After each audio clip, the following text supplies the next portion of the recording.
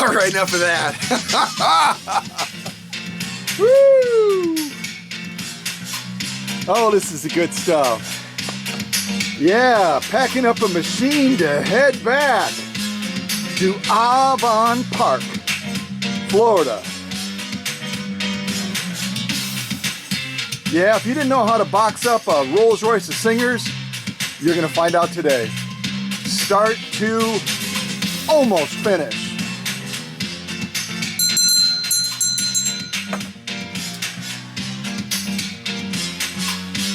Oh, this is good stuff.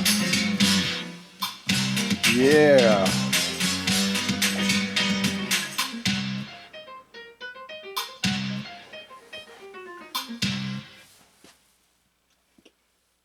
That seems to fit a little bit, doesn't it? A little bit of steampunk and a classic Rolls-Royce of Singers, yeah. All right, I'm gonna hang this hat back up because otherwise I'm gonna get too warm. Too warm. Well, that opening song is called Swing House. Swing House, yeah. And that just seems to fit, doesn't it? That just seems to fit the celebration of getting to that point. Prepared a machine, premiered a machine, proved a machine, and now it's time to pack a machine. So this next one is called Block Party. I'm just going to jump right into it and let's get it done.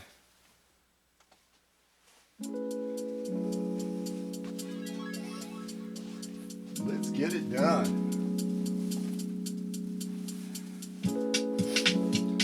And if you didn't see the recent premiere, which has some interesting twists to it, to say the least,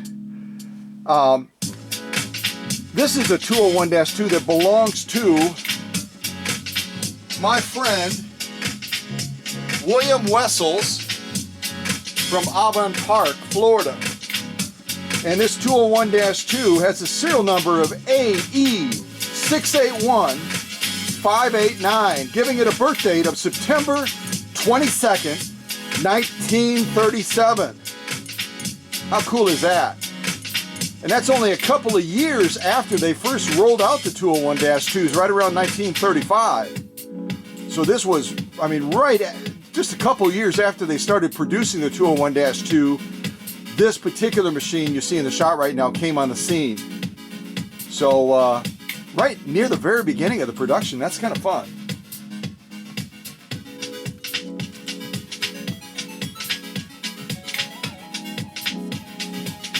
And I usually put on a little bit of a conditioning solution on the paint to protect it in transit. But I have to wipe off some of that residue so that my painter's tape will stick when we tag down the threading sequence for this 201-2, because again, I want to make it easy. I want to make it easy for the customer, which means I don't want them to have to worry about threading the machine when they get it. I want it to be all threaded up so they can sit down to it pretty much right away, and they can enjoy the machine without much delay. The only delay is unpacking it, which after you see the packing process, I think you'll understand why I say that.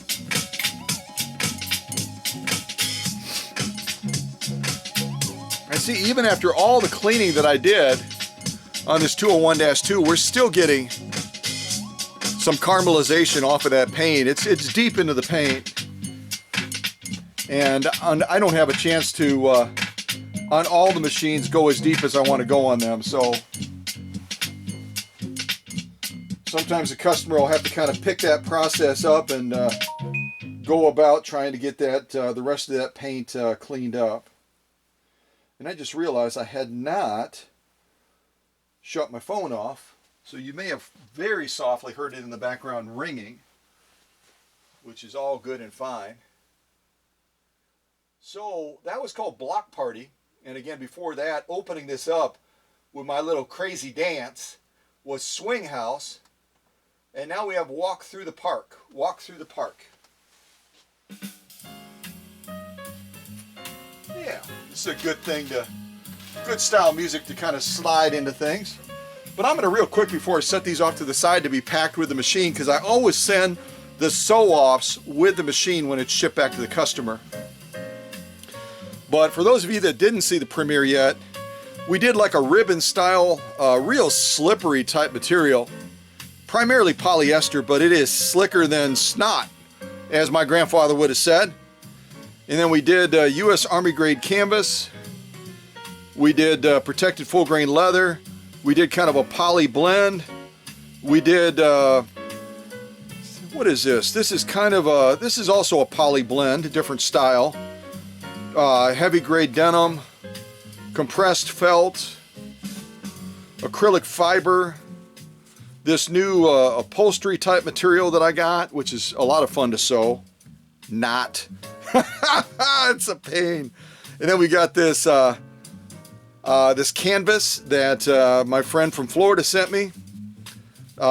Genuine elk hide, and then also genuine cowhide as well. And I also have 2 layers. Whenever I ship a machine, I always ship it, and you'll want to ship yours as well, with a needle down in the material so that the needle doesn't get bumped or bent.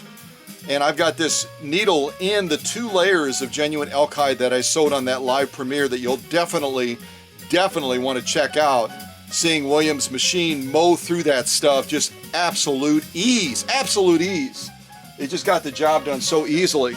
So all of these sew-offs, as I like to call them, a sew-off sandwich, go with the machine. That way William can actually look at them, go back and watch that premiere again, and actually see the material in his own hand that was sewn on that live premiere. And some of these also were done off camera, but the majority of them were all done on that live premiere. And that's the proof in the pudding, you know what I mean? Other people show still shots and maybe or maybe not, that machine actually did the sew off. Here you actually saw it. That's the way I work. Y'all know that.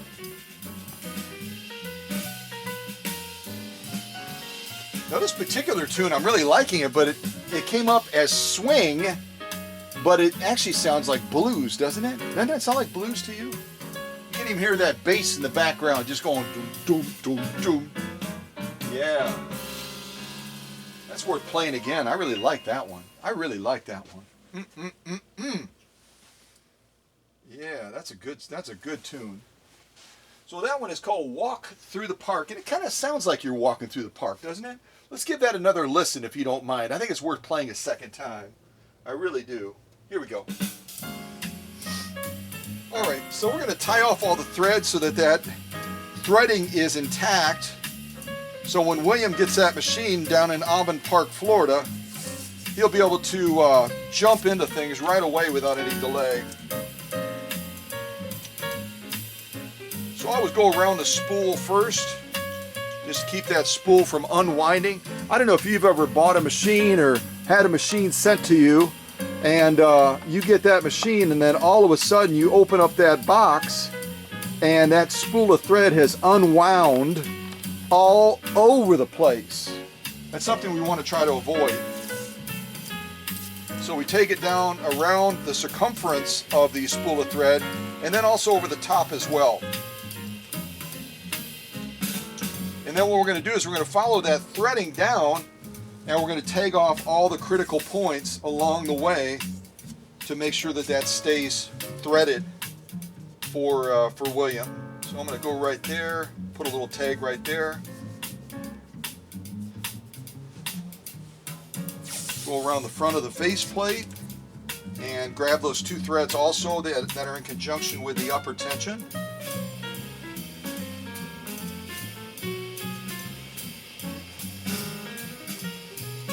And then last but not least, we're going to grab that thread that's right on the bed, coming off the back of the needle, and we're going to take that down as well.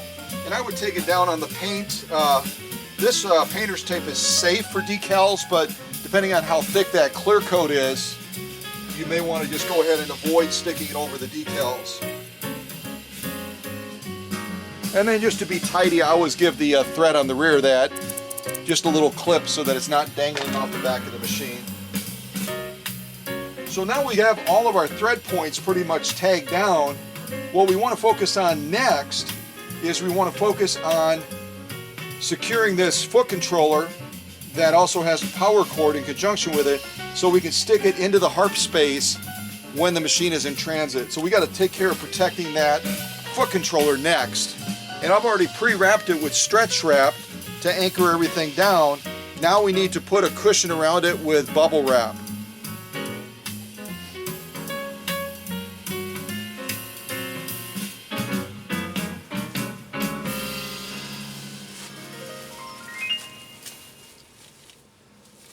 Oh, it seems like the really good songs, they just don't make them long enough. You know what I mean? They just don't make them long enough. They just end and boom, you're done and you're like wanting more. But I guess that's what they say in music, right? You produce music that makes your fans want more. That's kind of what we do here at the workshop too when we produce these premieres. People will tell me, I just love watching your premieres. I'll watch them over and over and over again, and I just don't tire of them. And that's the good stuff, you know? We're presenting something that is fun, it's informational, but at the same time it's entertaining. It's entertaining, and people love to learn and be entertained, don't they? Have you ever had a really great teacher that brings entertainment and engages you through that in the learning process? Boy, that makes a difference, doesn't it? Instead of all dry and that sort of thing. Yeah, we don't want that. This is called Hedge Your Bets. Again, this is kind of sound bluesy. It doesn't sound swingy to me, but it's still good. It's still good stuff.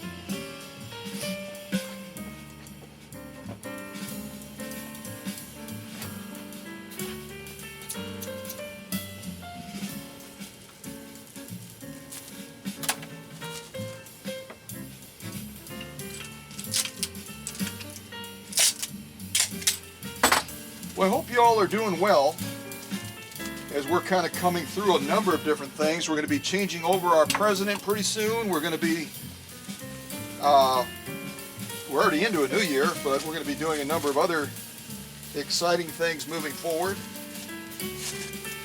I know that a lot of folks have already taken the vaccine that's out and about. I don't know if you have or not. If you've already taken like a first dose of that vaccine or one of the vaccines that they have out and about, type it in the chat. I'm just curious who's already taken one of those vaccines that's just been released for the COVID-19 stuff. I personally have not taken any of those new vaccines yet. Just haven't had the opportunity, and I'm always a little bit cautious when they come out with a new vaccine. You know, they do all those trials and everything, but they inevitably will discover things as that vaccine is distributed, because everybody's body obviously reacts differently to stuff like that. So I'd just be curious, any of you have taken it? Did you have any side effects? You know, that kind of stuff. So we put probably about 6 wraps of bubble wrap around that foot controller to anchor it into place. And you can see it's direct wired, so that cord is still connected to the machine. So when you wrap it, you need to make sure that you've got enough play that you can kind of tuck it into that harp space of the machine and give it a nice safe ride to its destination. But as I've said before, a foot controller is fragile. It's as fragile as any part of the machine, and you need to take that extra precaution to make sure that it's safe.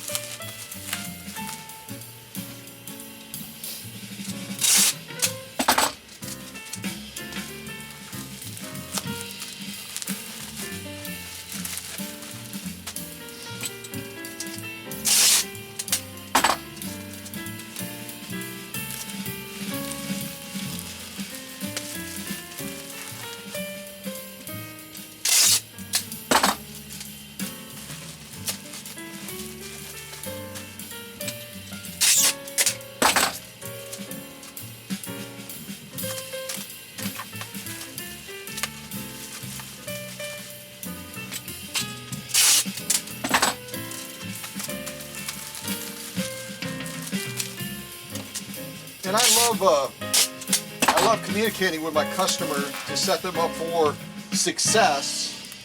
So what I'm going to write on this little foot controller is I'm going to write open carefully, cord inside, you know, blah, blah, blah. People get excited. They get a machine. They've been waiting for it for a number of months. And sometimes they might get a little bit careless. They might get a little bit anxious.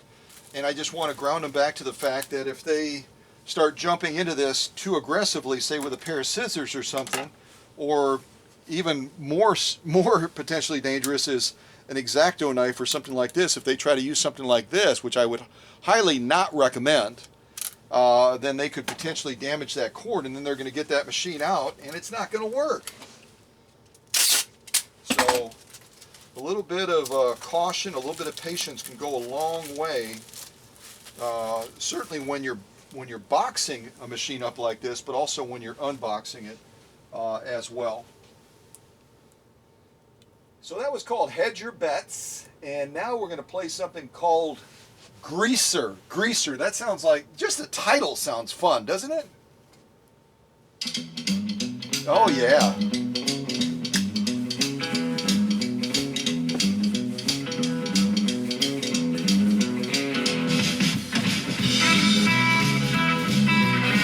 Come on, y'all. Do a little New Year's dance.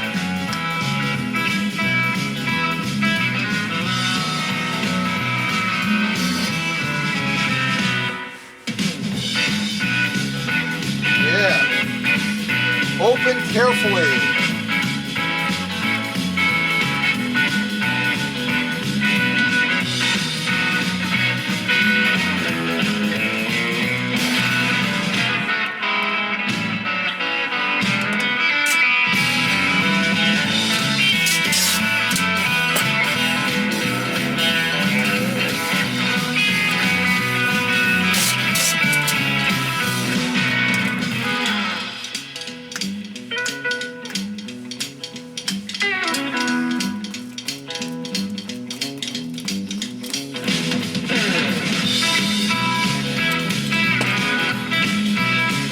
All right, Tucker in the heart space.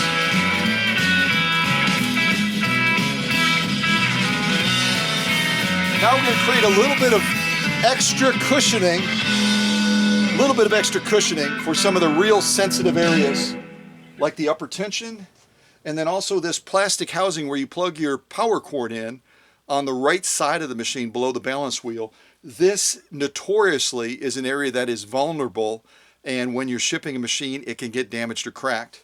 So even though I'm going to put probably 6 to 8 layers of bubble wrap around this, plus I'm going to have a cushion of space around the machine inside of the tote of probably 3 to 4 inches, I still am going to create an extra barrier on areas like this, probably the stitch length controller as well, even though that's metal, and then also the upper tension, which is a little bit more vulnerable. So we'll create little extra pads. We'll go around it with stretch wrap to anchor that down, and then we're going to go around it with several layers, probably 6 to 8 layers of bubble wrap. And we'll go through, I'll kind of explain that as we go as well. So, boy, Greaser is a blast, isn't it? Now, we're going to go to the next song, which is called Members Only. Members Only, which is kind of like our exclusive little club here, isn't it? It's a playroom, it's for fun, but you know, only the best of the best show up for premieres like this. So if you're in this premiere, you can put a little smiley face or something like that in the chat if you want, saying, I am the best because I'm here. Yeah. So members only.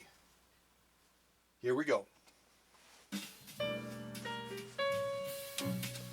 And I'm just I'll wrap this up separately and kind of put it in the tote with everything else. This is the old power cord that was sent with the machine from William in Alvin Park, Florida. It's got a break that you can't see from the outside. It's got a break right in there because this is constantly flexing. That was causing it to short out and giving it unreliable power supply. Sometimes it would be great, sometimes it wouldn't be. So I ended up replacing this cord for William as well. So I'm going to set this over by the tote that we're going to pack eventually. All right, so let's create some of those little extra pads to really, really safeguard this Rolls-Royce of Singers.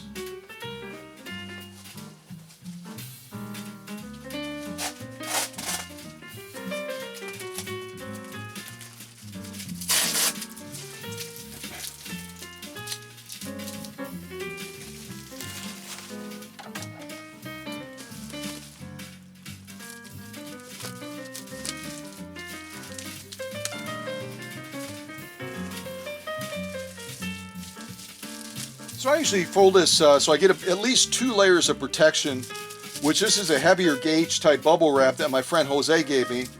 So I'm going to make sure we get at least 2 layers. If I folded 4 layers is going to be a little bit skimpy. Maybe what I'll do is I'll just cut another piece and we'll use this for another part of the machine.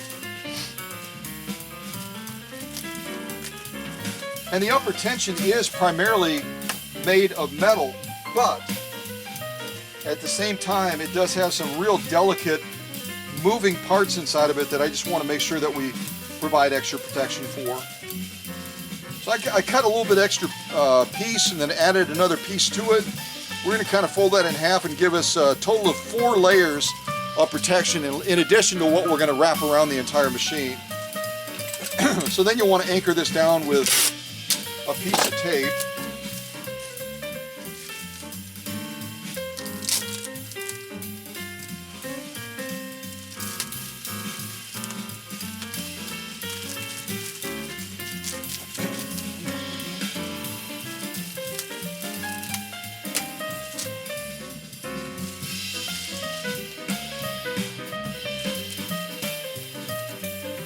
And I'm just trimming off those edges because I like things to be tidy.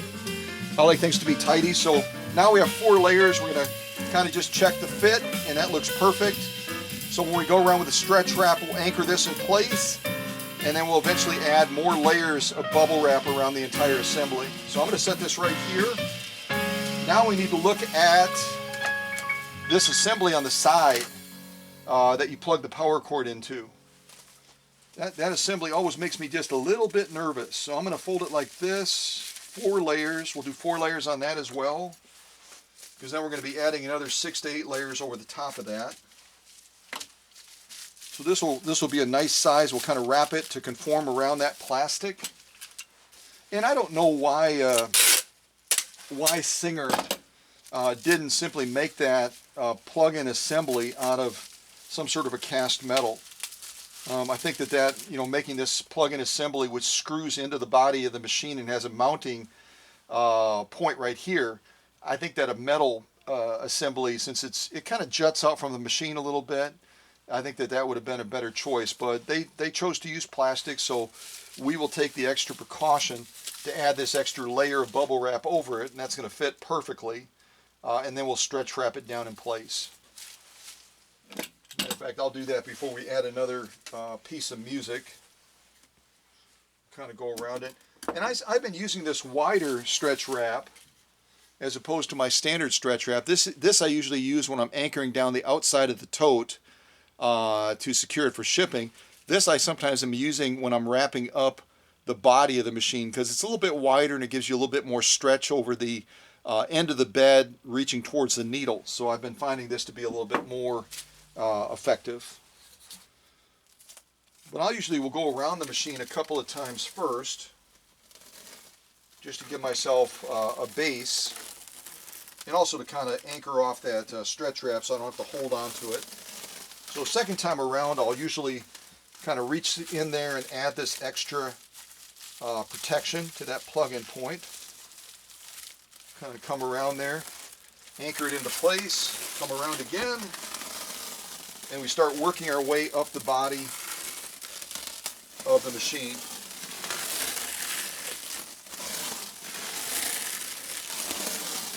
Now I'm going to add that extra piece to protect the upper tension. Kind of anchor that in place as well.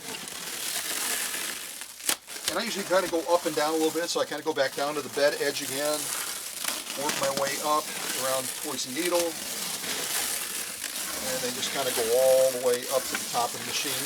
Do a little bit of a crisscross over so I can anchor down that spool of thread. Just kind of came over the top of that spool of thread, go around the body again, come over the top of the machine, around the body, come back over here, go across the machine, kind of close that off entirely. Whoops. The only problem with these things is they fit them pretty tight, but I really torque down on this pretty strong, and I can actually pop them out sometimes, as you just witnessed. So kind of come around there one more time, And it'll come around the body of the machine just one more time. I'm going to add a trick you can use if you ever have that happen where these two ends separate, is you just get a tiny little piece of bubble wrap and kind of fit it in between here and there, and then shove it back in, and it locks it in there a lot better.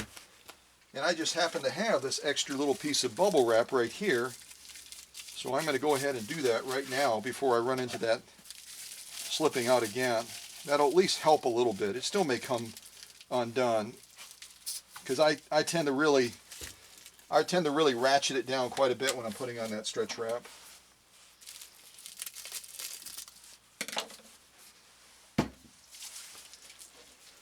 So there you can see what we've done is we've cocooned Williams 201-2. We've added those extra protection points by the upper tension, by the power plug-in point that's all plastic. And we've also cocooned the foot controller that has multiple layers of protection around it as well inside of that harp space, so it has a nice safe area to ride. And now what we're going to do is you never use stretch wrap without anchoring it down with strapping tape, because stretch wrap, it has some stability, but you don't want it to unravel or to lose its resilience when it's wrapped around the body of the machine to protect, you know, the inner part of the paint and everything. So I always go around this and create an extra shield of strapping tape around the stretch wrap. Almost a tongue twister. Blah, blah, blah, blah, blah. So members only, and now we've got Delta, like the airline. Delta like the airline.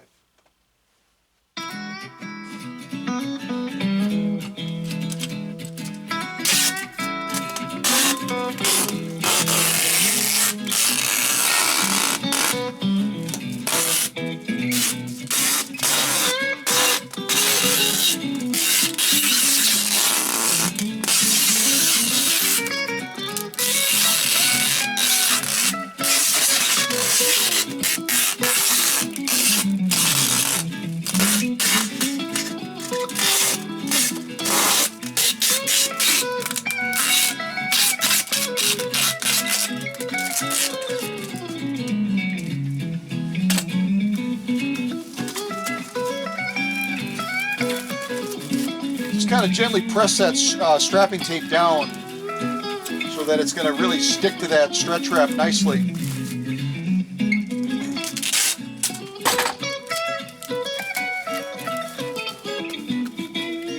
And then you'll want to go over the top of the machine to reinforce that crown of the stretch wrap, so it's got a nice strong shield like a shell over the top of the machine.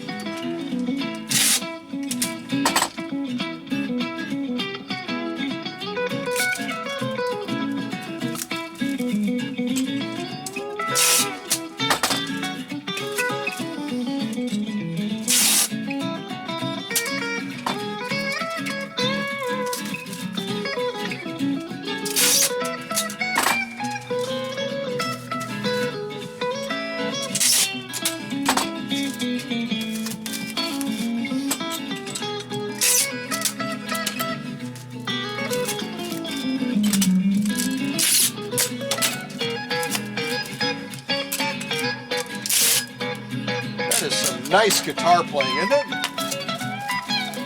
Real nice guitar playing.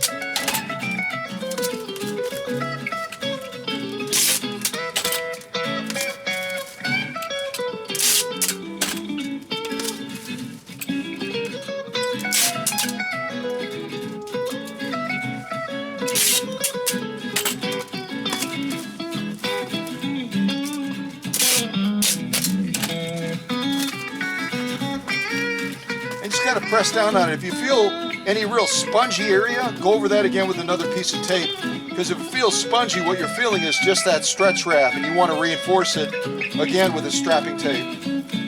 So I'm feeling a real solid shell on top. I'll just put one more piece across the front here.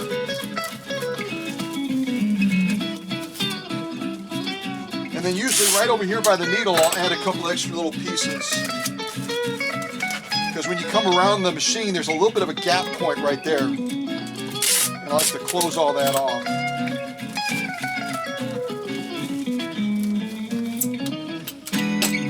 All right, so there you go. So now we've got the beginnings of a real good packing job.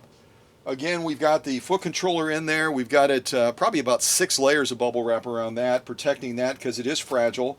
We added the extra reinforcement of bubble wrap over here by the plastic housing for the power plug-in point. And then we also put extra protection over the upper tension controller as well, which is a delicate component of the machine.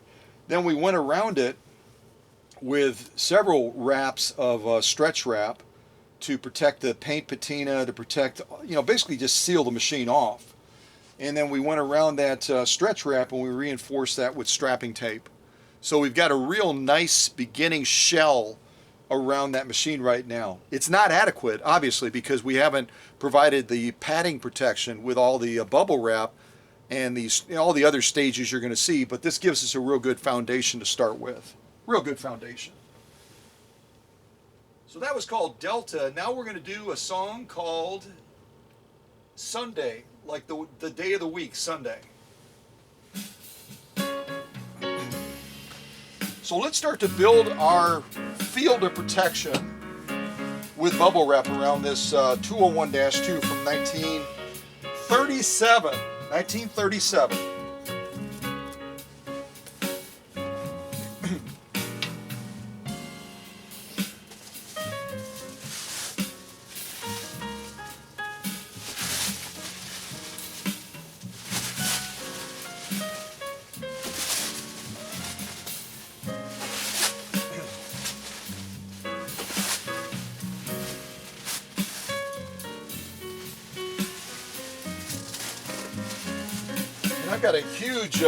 I've got a huge roll of bubble wrap. I'll kind of show you. So what I do is I pull several wraps of it off, and then I'll start to build that base. We may have to do it more than once to get enough layers on there, but that's okay.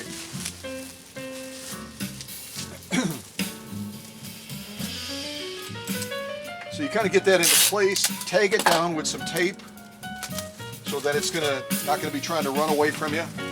And then just begin your process of going around the machine. And you want to bring it all the way down to the edge of the bed, a little bit below the edge of the bed, so when we use our stretch wrap, it's going to kind of tuck it in to the body of the machine like that. It's not going to allow it to pull up.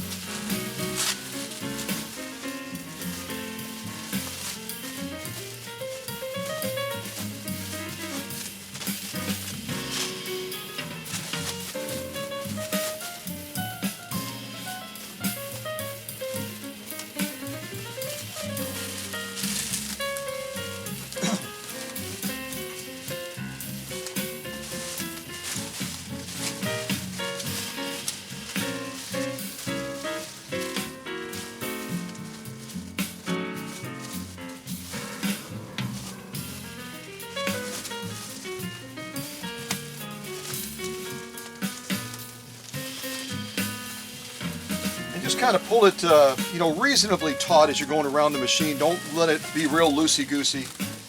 But you don't have to strap it down because that's what the stretch wrap is going to do. So we're about halfway there. We've got about 1, 2, 3 layers across the back and the front and the sides, and we want to get about twice that amount. So we're going to pull off another big chunk of bubble wrap, and we'll keep our process going.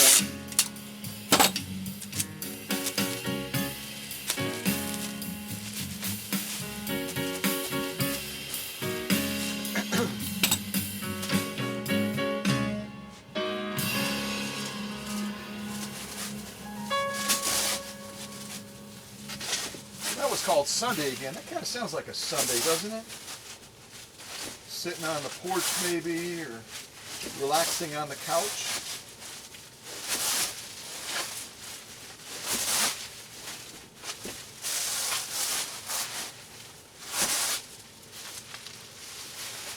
All right, we'll see if this gets us to the point of, again, my goal is to have about 6 to 8 6 to 8 layers of bubble wrap around this machine, in addition to the extra padding that we added to those critical, more sensitive areas of the machine. So let me set this down just for a second and put on the next song, which is called Cover Charge. Cover Charge. Kind of like when you go into some fancy clubs, they charge you a cover charge to cover some of their expenses, I guess.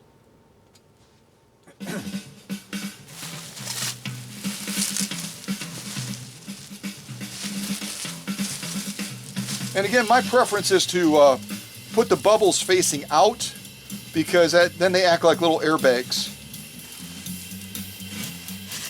And hopefully there's not a serious impact, but if there is, they'll take the brunt of that impact more readily if they're facing out than if they're facing in. Because if they're facing in, that impact has to be strong enough to push them all the way in to compress them before they're going to afford any protection. And we want to keep that bad impact, that energy, away from the machine as best as we can. So I always put the bubbles out. That's my thing. All right, so let's see if we can start walking this bubble wrap around the machine. Kind of like threading a needle here.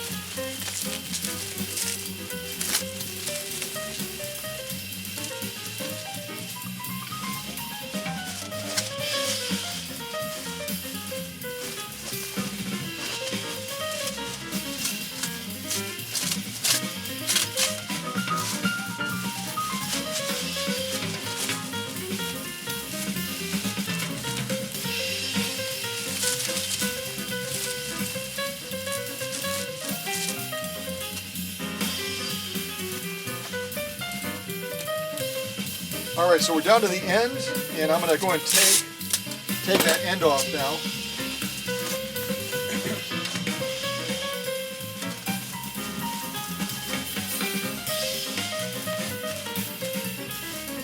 All right, let's check our layers. So on the front, 1, 2, 3, 4, 5, 6, 7, 8. 2, 3, 4, 5, 6, 7. So we have 8 across the front, 7 across the back, and then we have probably between 7 to 8 around the edges as well. That's a lot of protection, folks. That's going to give us probably about that much of a cushion around this machine. Plus we're going to have a barrier inside of the tote with packing peanuts providing additional protection. So heading down to Avon Park, Florida, it's going to take nothing short of an M1 Abrams falling on this to cause any damage to it. And for those of you that aren't military type folks, M1 Abrams is a amazing tank that the U.S. military uses. It's got, oh boy, I was inside of one of them. They are something. They are something. All right, so cover charge is what we just did. Now a brand new start. A brand new start. And how appropriate is that at the beginning of a new year? A brand new start. All right. So this bubble wrap is all separate layers right now. We want to compress it using stretch wrap to make it a single unit. That's what we're doing right now.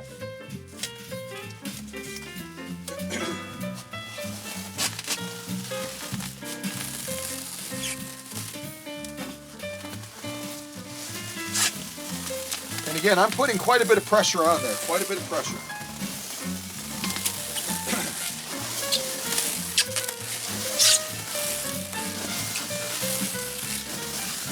And don't be concerned about the top of the machine. We're going to do something separate for that.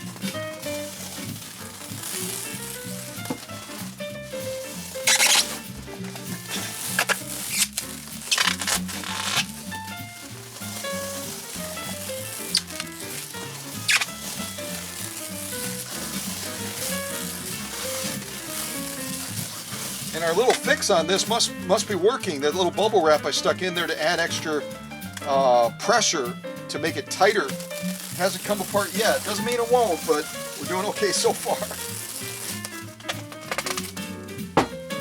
Okay, so now we've made all of those layers of bubble wrap a single unit to make that shield of protection even stronger, more effective.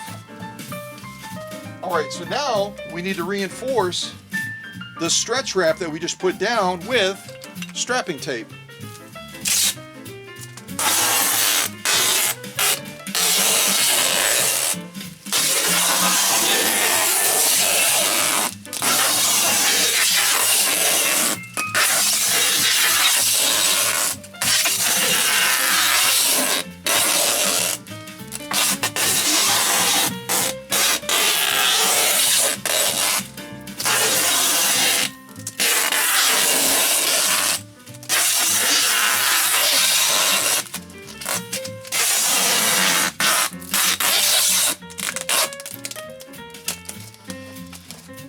Press it down, make sure that it's sticking to that stretch wrap real well. And again, just feel for real soft parts in there where we may have not anchored it down well. Because that stretch wrap and the strapping tape are going to work together to create a nice strong barrier that's stable and pressing against that machine to protect it. All right. So we have to also go across the top, obviously, with our strapping tape, because right now this is kind of just dangling there, as is this. So we need to kind of clamp that down, anchor it down, so we got a nice solid closed shell across the top of the machine.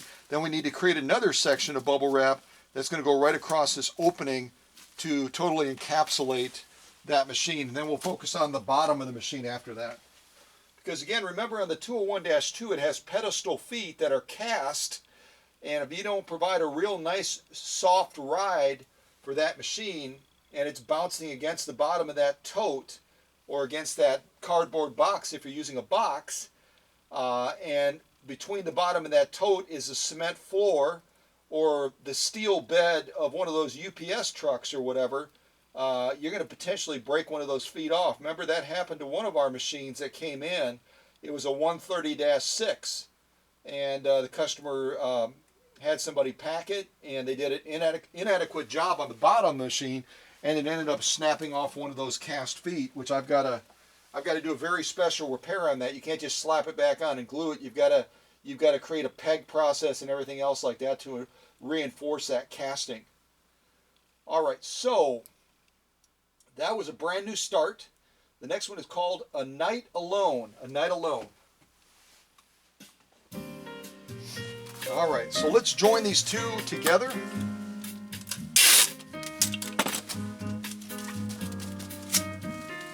Can I kind of pull them together a little bit? Almost like closing a wound. If you're suturing a wound shut or something like that, where you've got, a bad cut or whatever it is, a break in the skin, you always pull those two sections together so that you can really make sure that that's closed properly against infection, against excessive scarring, all that kind of stuff. We're doing it for a different reason, obviously, but it's the same concept. You just want to close that off and, again, create a real nice, tight, closed shell.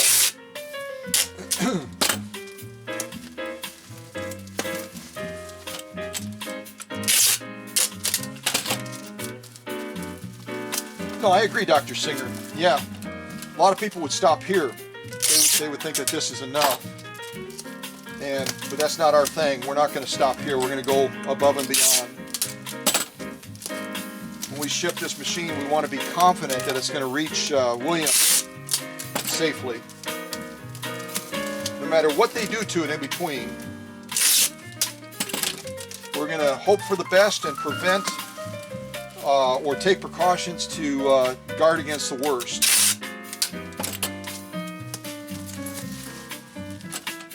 Hope for the best and guard against the worst.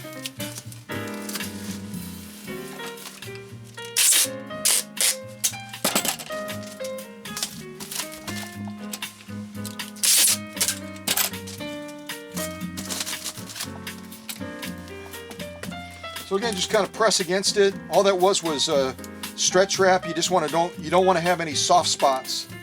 You want to feel the stability that strapping tape gives to that top area to close it off. And we've got a real nice, stable, solid base right now. I'll kind of turn it for you in the camera. This is the front, obviously. Faceplate. Rear of the machine. Balance wheel. Now we're back to the front again. And obviously we're going to label this for William as well, so he knows what the front and the back are, etc. I'm feeling a little bit of a loose part of that bubble wrap right there. Feeling a little bit of a loose part of that bubble wrap right there, so we're going to take that down.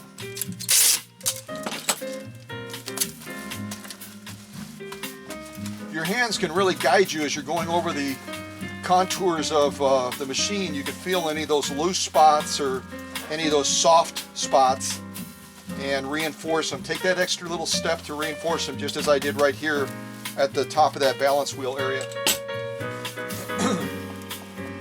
So we're just going to go ahead and write front on here right now so we don't forget.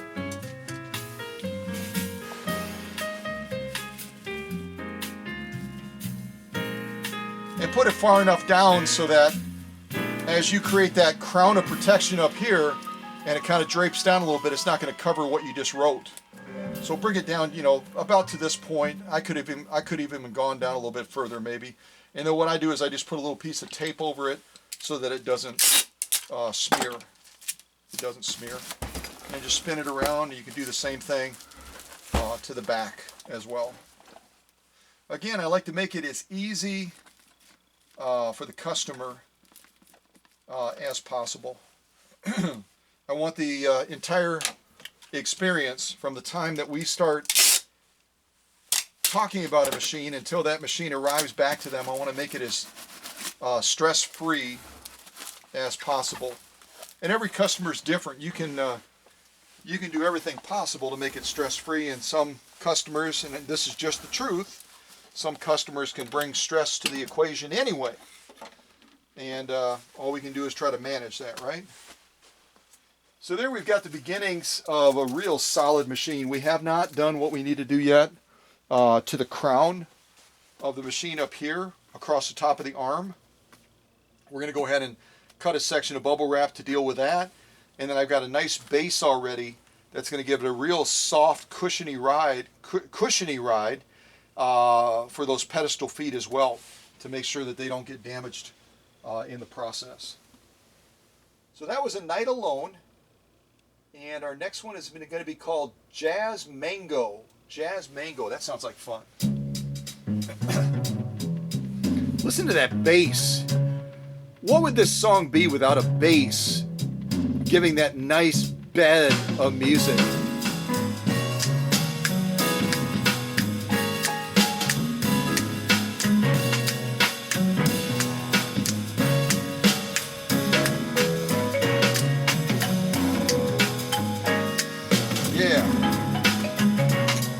All right, let me get some bubble wrap and we're going to deal with this area right now.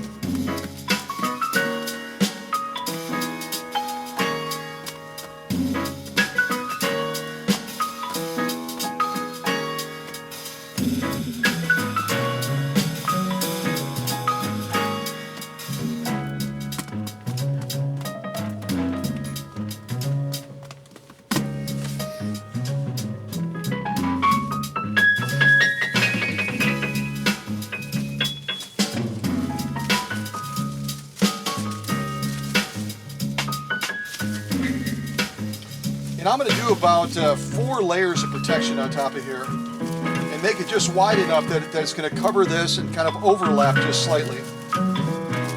So we're up to 2, 3, 4 layers. Actually, I'm going to go to 5. And this is a heavier bubble wrap that my friend Jose, and if you're saying, who the heck is Jose? Jose is the fellow that I shot the video for of his car show near the workshop. Remember that? If you don't, you can check that out. But he works for a company in addition to his detailing business, and they throw this extra bubble wrap stuff out, so he grabbed some of it for me, which I thought was really cool. Because this bubble wrap that they use in his industrial setting is like bubble wrap on steroids, man. It's got a lot more rigidity, and it's going to afford even more protection. So you just kind of fit it, and we may have to, his is a little bit more narrow than some of my other stuff. And what I could do, let me fix this. What I could do is I can go lengthwise instead of folding it like I normally do it. Let me do that. Then we'll have a little bit more reach across the machine. I don't want to have any gap points. So we're going to kind of go like this.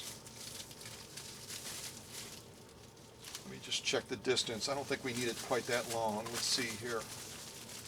There to there. Go like that. Then we're going to fold this in. Fold that in.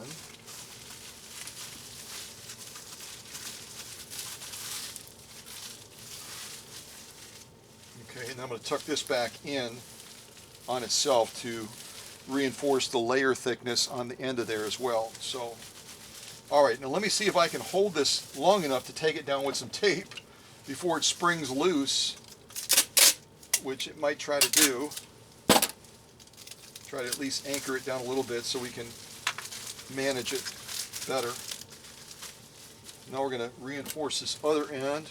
This other end only had 2 layers of thickness, but when we folded it back, because we didn't need quite that much stretch over, then it's going to give us 4 layers of protection all the way across this extra piece that we're adding to our packing job.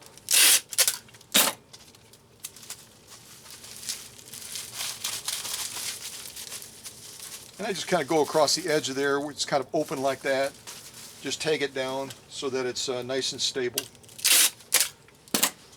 We're obviously going to anchor it down to the existing bubble wrap, but just make it as stable as it can be. Here as well, we got kind of a little gap point. We'll just kind of close that off.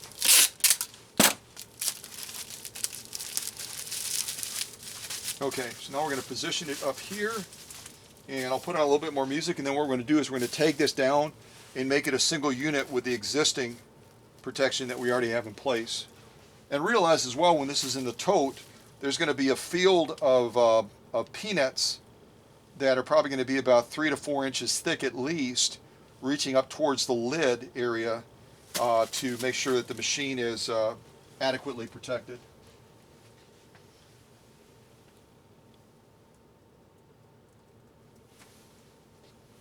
My computer went into sleep mode, so that while it's coming out of sleep mode, I'm going to grab a little drink of water or soda.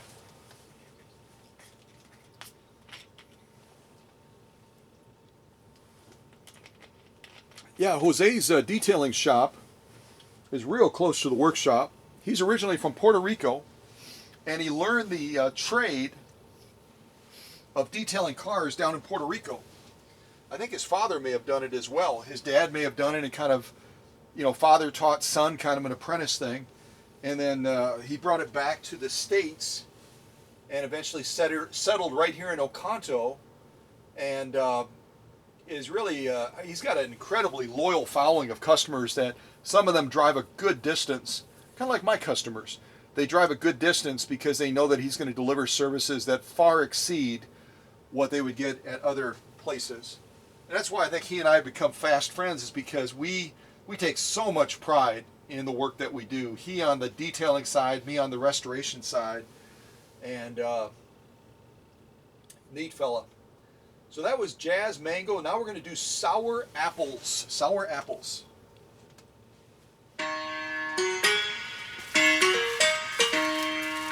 All right. Whoa! I got excited there.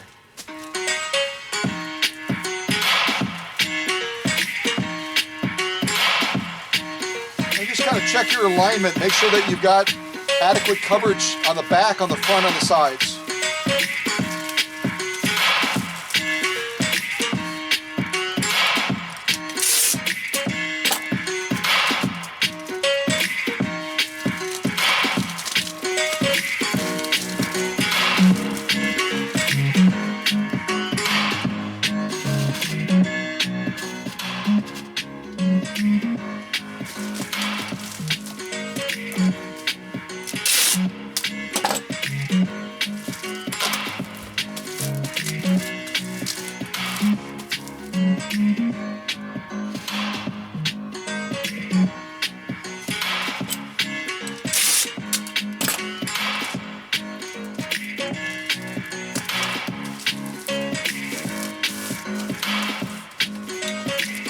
So we've done the initial takedown of this extra padding that we just added.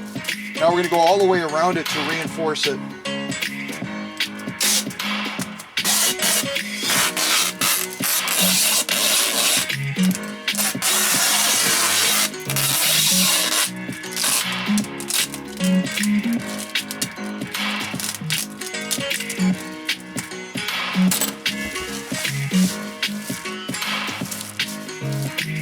And then because adding strapping tape to this bubble wrap on the top is only going to make it stronger and more stable, I'm also going to add some strips of strapping tape across the top of here as well, just to reinforce it.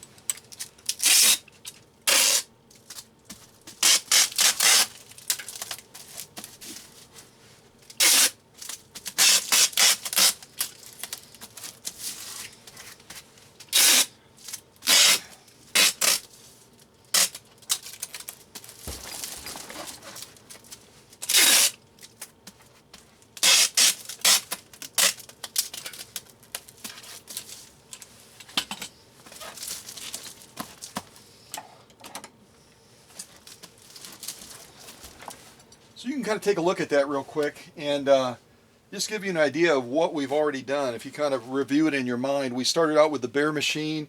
We tagged down all of the threading points so that it would arrive at Williams Place in Avon Park, fully threaded, ready to go to work right away. We then added extra protection to more sensitive areas like the upper tension, the plastic plug-in point by putting about 3 to 4 layers of bubble wrap over that, strapping it down with our stretch wrap. Then we went and cocooned the entire machine with stretch wrap to seal it off from anything that might, potentially that it might get exposed to. Who knows? Maybe, maybe if water gets in there or whatever, it's going to keep the machine dry. It's going to keep the machine from dirt or dust or anything else that could get on the machine. We basically just seal it off from the world. We put it like in a little time capsule. And then we put down strapping tape around that stretch wrap to create a nice hard shell, and then we went around it with about 7 layers of bubble wrap around and around and around, tucking it underneath the edge so it protects the edges of the machine as well. 8 layers, 7 to 8 layers of bubble wrap. Then we strapped it down with stretch wrap. Then we reinforced it with strapping tape, and then we after we did that, we labeled it obviously for the customer so that they know front to back and all that. It's easier to open it. And then we added this extra shield of protection across the top from a downward impact with about 4 layers of industrial grade bubble wrap that Jose gave me. And then we anchored it all together to make it a single unit. So, I mean, here, you got an idea here. On the side, I'm going to knock things off the workbench. I'm hitting it hard enough. I better push those back so they don't fall. But my point is, we've got a lot of protection around this machine already. Top, sides, balance wheel side, faceplate side, all the way down to the edge of the bed. Now we need to come up with a solution to protect the bottom. Particularly, we have to protect, I'll just kind of lift the machine up and show you. We have to particularly protect these, where am I? These cast feet. See those cast feet? There's two here, and then we've got the bottom of the machine as well. We have to protect that. I know, I make it look light. It's about a 40-pound machine. But when you're used to lifting these a lot, they do start to feel a little bit lighter. They really do. So let's find another piece of music to put on. We just did Sour Apples, and now we're going to do Fallacy. Fallacy. And I would just play with that word fallacy and say there are some people that would argue that it's a fallacy that you have to go to this level to safeguard a machine. But I would say that the belief that you can just send a machine and hope for the best, that's a fallacy. You've got to hope for the best, but you have to guard against the worst possible scenario. And Hans sometimes, just for fun, because he's involved in other groups relating to sewing machines, all of a sudden somebody will share a story about a machine that arrived, in pieces because it wasn't adequately packed. And if Hans is watching this right now, I would encourage him. I love when he sends them to me, but as an editor, he can just post them right on the Facebook page and say, here's an example of a machine that was shipped without using a packing process like Scott's, and here were the consequences. Again, a customer gets so excited about a machine arriving, they've either had it repaired or they've purchased a machine, and then all of a sudden it arrives and it's busted. And then they have to go through the insurance process or try to get their money back or whatever it is. But the main thing is they get just a huge level of disappointment because the machine isn't usable. And that's why we go to the extent that I do to safeguard the machine, so that is not the end of the story. That is not the tale to be told when this arrives in Avon Park, Florida. I want it to arrive to Williams safe and sound, and with all the precautions that we're taking in this packing premiere, it's going to take nothing short of a tank driving over that tote to damage this machine, because we've done a really good job of protecting it. And this is the padding that I'm going to use for the bottom. I'll just show you. It's about that thick. It is malleable, but it's also rigid. So it's going to afford a lot of protection. It's going to provide a real nice cushion for this Rolls-Royce Singers to ride on top of. And then obviously we're going to anchor this to the body of the machine as well, as I'll show you. But right now we'll just kind of get it into place. And when we get some more music on, we'll go ahead and join this to that, so we've got a single unit. All right. So that was, let's put on Fallacy. Fallacy, Fallacy. So I'm going to rotate this machine so that it's hanging off the workbench a little bit, because what we need to do now, along with adjusting the camera shot,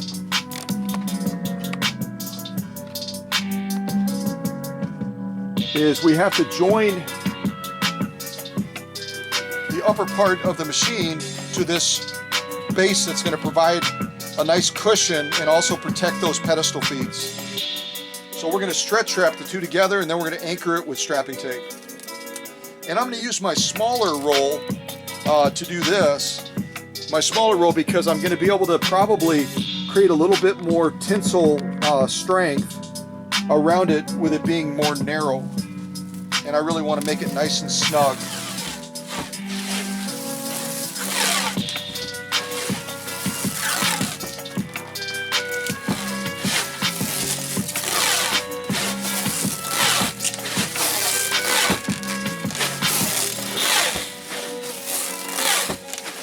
And you'll actually be able to see that that base kind of getting pulled in, because I'm putting that much tensile pull on it to make it that tight, and that's okay. Now I'm going to take our strapping tape and reinforce it.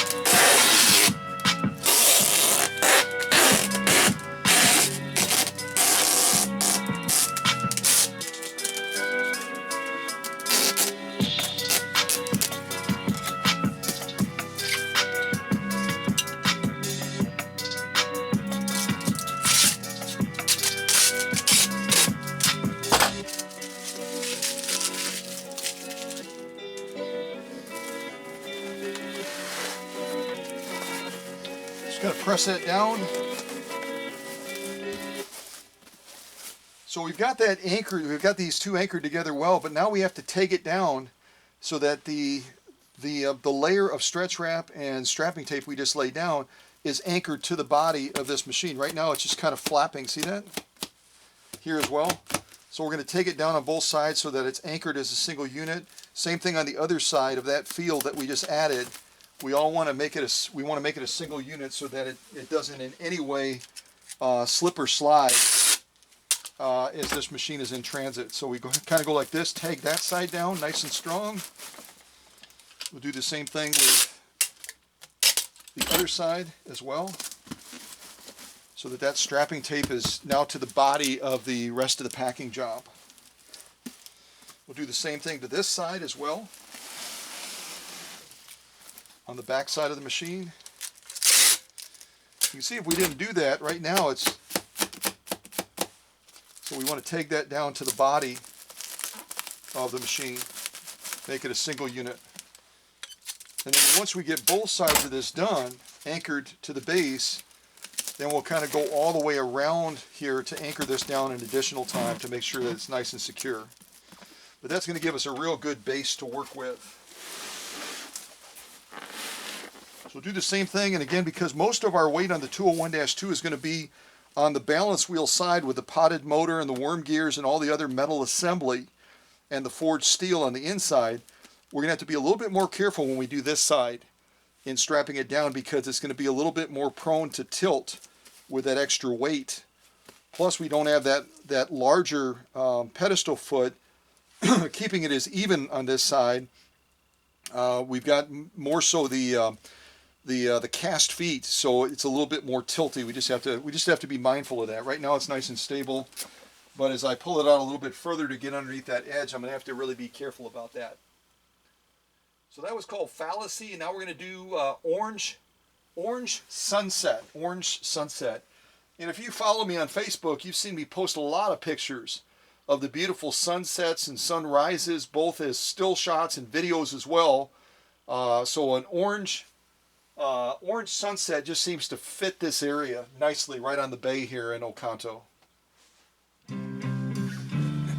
All right, so let's do the same thing with this other side. And again, we're going to be a little bit more careful, just because we're going to be dealing with that weight kind of trying to tilt this a little bit.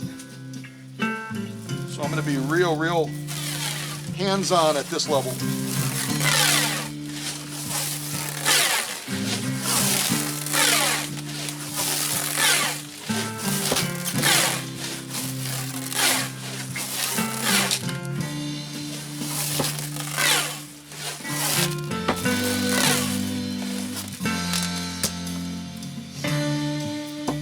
And I didn't even count, I probably went around about 5 or 6 times.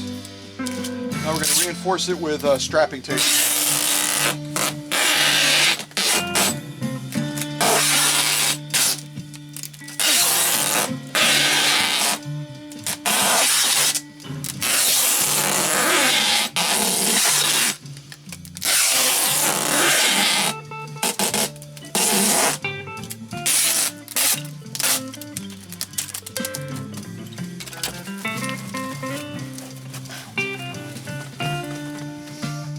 So I'm going to take it away from the edge now so it's nice and stable. And now we're going to take down that field that we just added to the body, just like we did on the other side. Do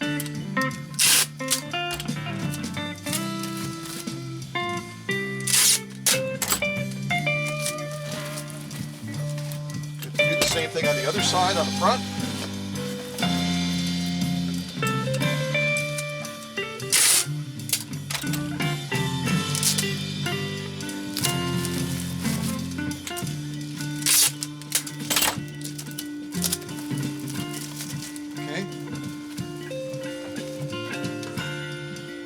You can see how it's going to rock a little bit, but remember, I'm going to be compressing in peanuts around it to stabilize it inside of that tote. And a little bit of a rock is not necessarily a bad thing as long as it's got a field of protection around it. So it's going to be nice and secure in there.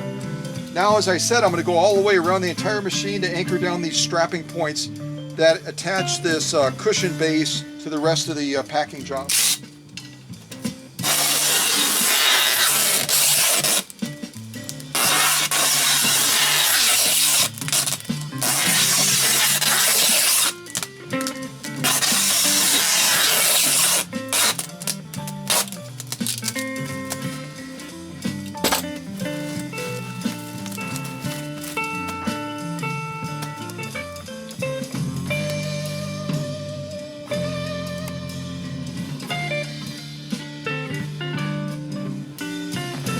There's our front. I'm going to bring up this shot a little bit now.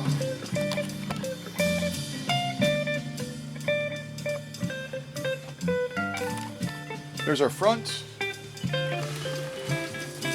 Faceplate area.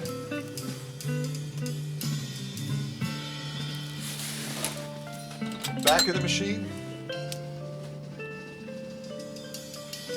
And then the balance wheel side.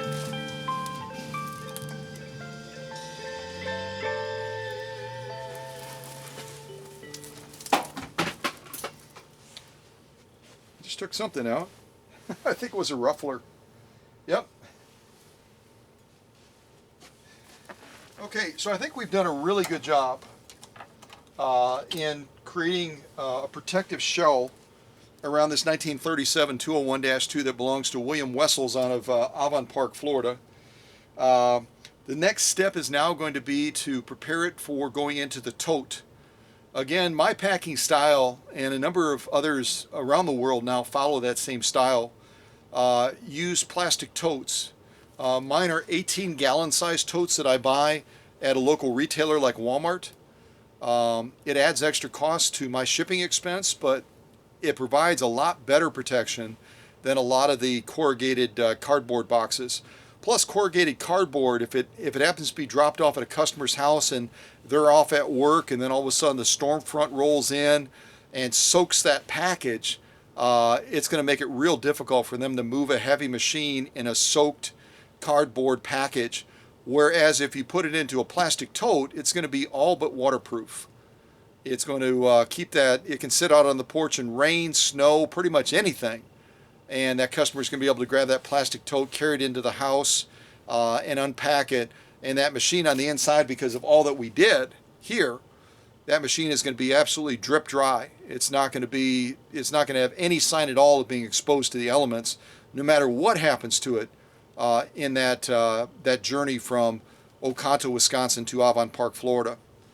And that's why we do what we do, right? So it's a difference that really does make a huge impact in protecting that machine from pretty much anything that it can get exposed to. So that was Orange Sunset, and now the next one is called Take It Easy.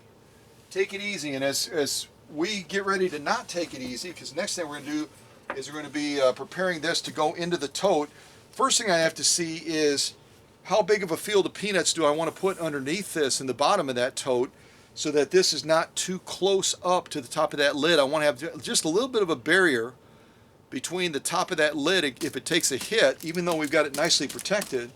And so you don't want to add too many peanuts to push this up in that tote too high. Does that make sense? If that makes sense, type it in the chat. Just say got it, or yep, spot on, I totally follow you. Whatever you want to type in there is fine. Just so I know that does connect with you. You want to keep a nice field, a nice cushion of protection near the top of the machine in the tote, the sides, and even the bottom. And that's why we have this barrier right here, and then we add even additional peanuts to stabilize it in that tote as well. So I'll grab the tote, and what we're going to do now is just make sure that we know how much of a field of peanuts to add to that, so that we still have that machine sufficiently protected from the top. All right. So I just loaded it into my 18-gallon tote, and I'll actually show you. And I've got a number of people now that say that their customers, one fellow in Minnesota in particular that does repairs on machines and some restorative work maybe as well, said, I copied your idea a number of years ago, and now I get all the praise from my customers, but I know it was you, Scott, that showed me how to do this. So feel free to steal this idea if you happen to be in the restorative business as well, or you're shipping things for your business and you want to replicate something like this so your customers praise you. More power to you, because if it keeps our vintage sewing machines safe, or other vintage items safe and reaching their destination, then I want that idea to be shared and stolen and used. Now you will know it started here, but your customers don't need to know that, right? So this is what I use, generally. Something like this. It's an 18-gallon tote. It's by a company called Mainstays, made in the USA. That's a big deal to me. I love buying stuff when I can that's made in the USA. And these usually run around $5 to $6. Usually around $5.99, I think is what I normally pay for the tote. But it just provides so much better protection than a corrugated box. So right now, as this is in here, I'll kind of come off the tripod real quick and just show you kind of what I'm talking about. As this is in here, we've got to assess, okay, what else are we going to be adding to this? The foot controller is already inside of the tote. Right now, if you look at it from the edge, we've got probably about 2.5, it's hard to see on this bumpy side, but we have probably about 2.5 to 3 inches of clearance on the top of this right now. The balance wheel side is going to be closer to the edge, but what I do is I add peanuts as I kind of push it up a little bit. So I push those peanuts into that space right there in that cavity, and it pushes that balance wheel a little bit further away from the edge of the tote. And on the faceplate side, we've got just a mountain of room. Same thing on the front. You can see all the space we have on the front between here and there. Space on the back, lots of space. So all of that's going to be filled up to immobilize the machine. Plus, we're going to be able to add a little field of peanuts to the bottom as well because we have enough vertical clearance on here right now. So what I'll do is I'll put this back up on the tripod. We'll add a little bit of a field of peanuts underneath this to give it a nice soft ride with that base that we already created for it. And then we'll build our peanuts around it to kind of pack it in.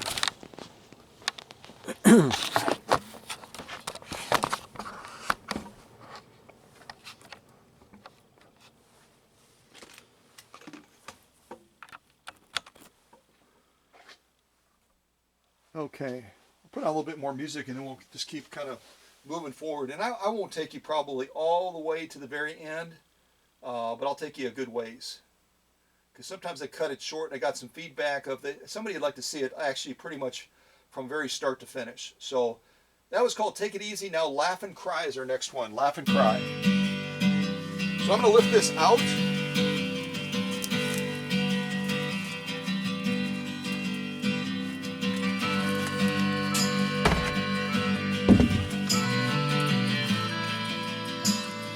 And I'm going to add some peanuts to this now.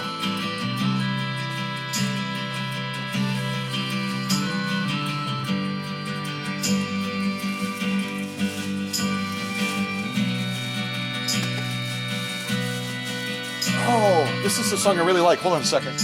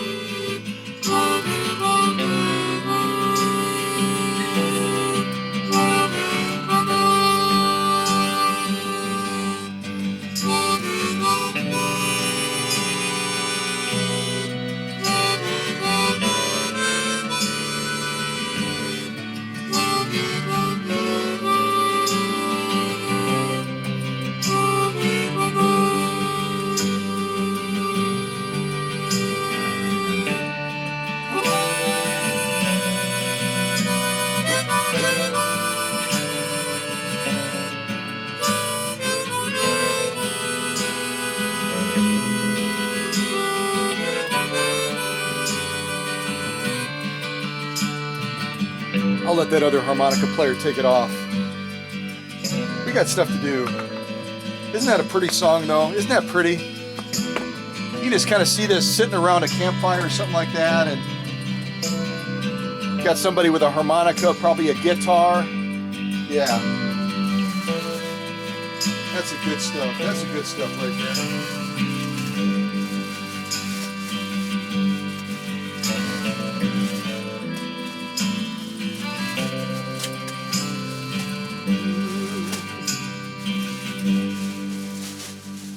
That's a nice song. Isn't that a nice song? Laugh and Cry. Laugh and Cry. That's pretty enough to play a second time. It really is, isn't it? All hard. Let's add those peanuts to the bottom of the tote. We don't want to add too much because we want to keep a little bit of a cushion across the top. So I'm just going to add about that much right there. You can see that in the shot. Just give it a little bit of a bed to ride on, you know what I mean? Put our machine back in there.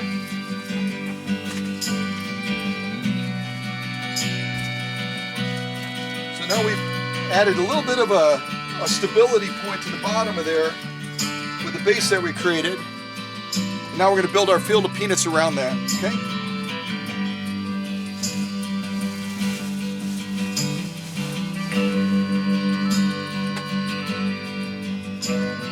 Again, I'm going to push the machine up on the right side a little bit to get that balance wheel a little bit further away from the side of the tote.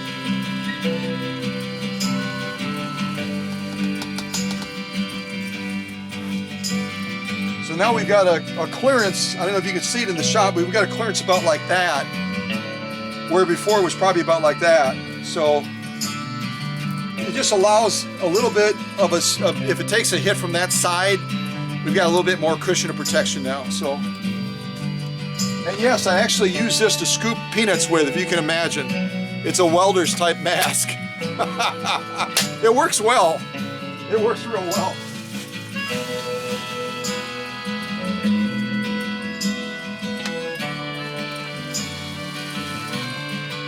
And I've got to remember, I still have to add, it's not going to take much space, but I have to add that defective power cord I'm going to send back to the customer, and then the extra sew-offs as well.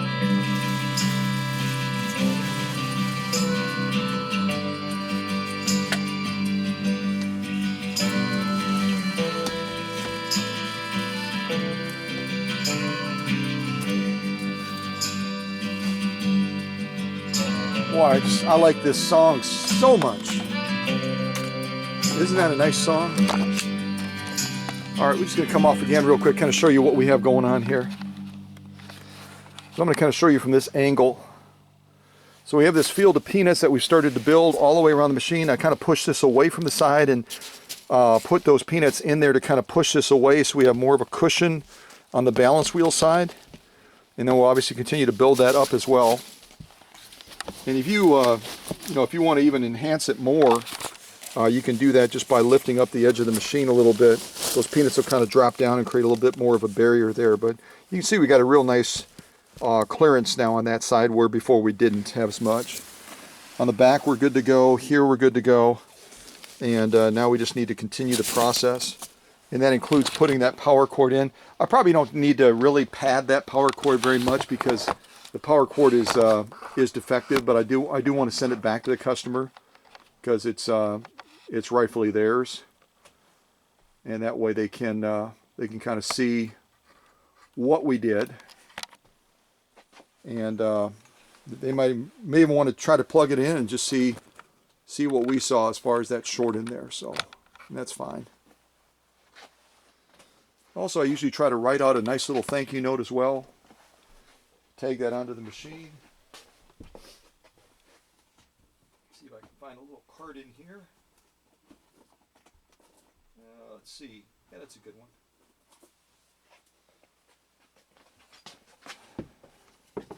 So I usually will tag this to the machine as well. Just write a quick little note to the customer thanking him for the opportunity to be of service. Have my card inside.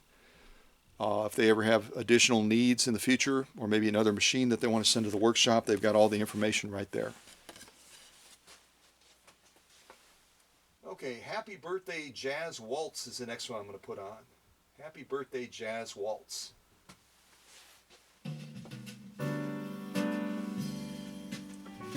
So if it happens to be your birthday, maybe reaching all the way back to December, or in this new year, if your birthday is in January, happy birthday to you. Happy birthday. And we've got a number of birthdays in January, as you already know. We already celebrated Hans, and then my birthday on the 14th. And any of you others that have birthdays, type it in the chat if it happens to be your birthday either in December and we didn't acknowledge it, or in January. And you know what? We're going to be in February soon enough. If you want to flag it and say, hey, my birthday's coming up in February, go ahead and do that. Go ahead and do that. A birthday is an important thing. It's a celebration of the blessing of that birth. And every person I've ever met is worthy of being called a blessing.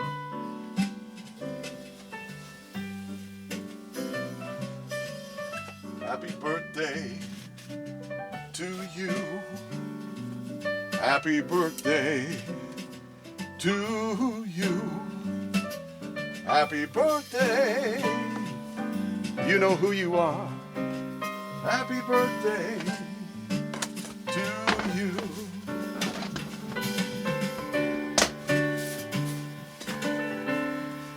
Dear William,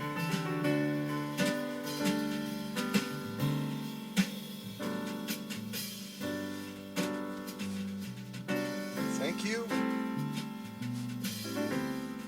for the opportunity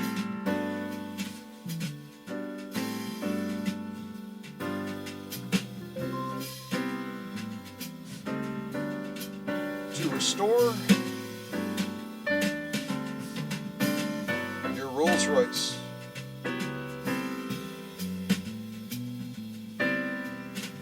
Of singers.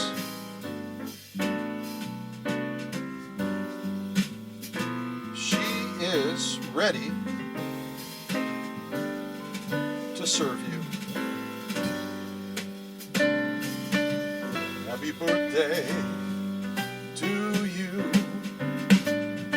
Happy birthday to you. Happy birthday. You know who you are. Happy birthday to you and many more. All right, so let's attach that. That was a fun song, wasn't it? And a good reminder. A good reminder to recognize birthdays. All right, so I'm just going to put a little bit of tag of the tape, the tab of the tape, blah, blah, blah, blah, to the back of this Hallmark card. And put it right on the top of the machine, so it's one of the first things that William sees when this machine arrives in Avon Park. Right there. A little bit conspicuous. I'll put it the other way, actually. Yeah, that's better. That follows the contours a little bit nicer.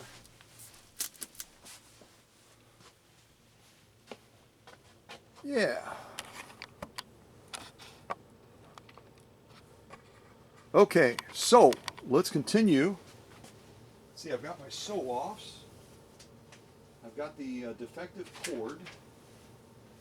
So the sew-offs and the cord really are not something that are going to in any way be prone to being damaged.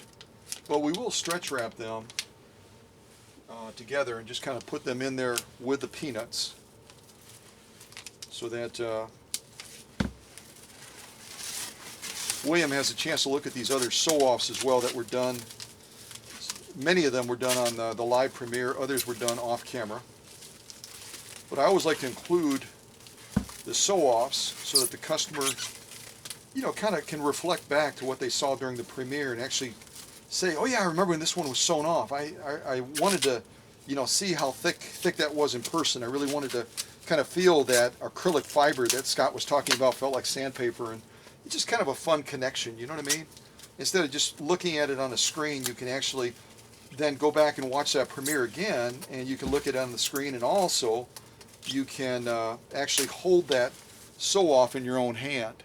It just makes that experience that much more complete, doesn't it?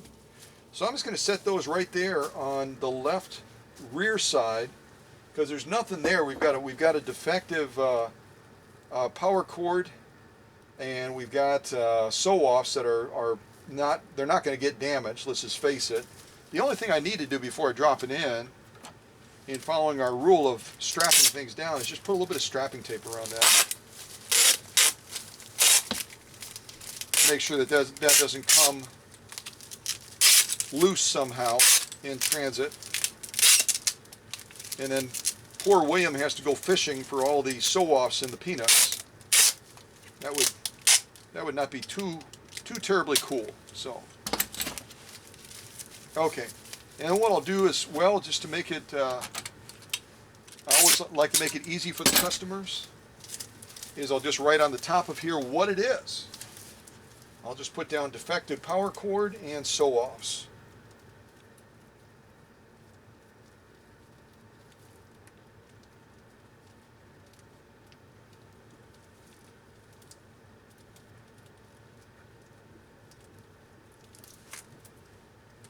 And again, just put a little piece of tape over that so that it doesn't smear.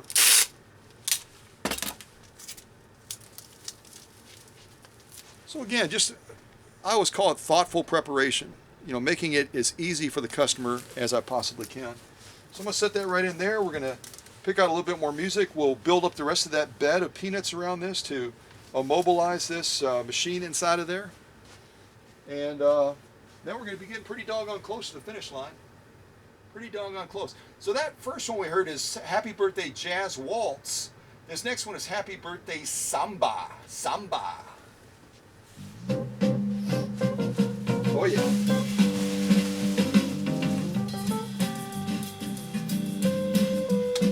All right, if you want to sing along with this, it's totally cool.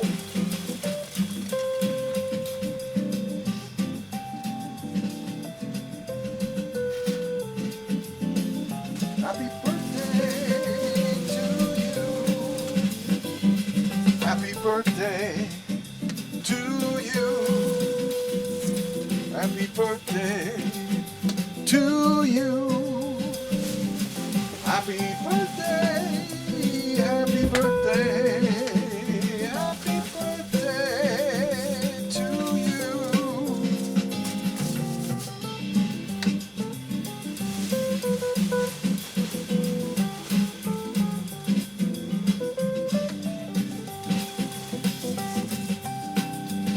And I usually give the toad a couple of shakes just to make sure that those peanuts are sliding all the way down and that we have a nice compact.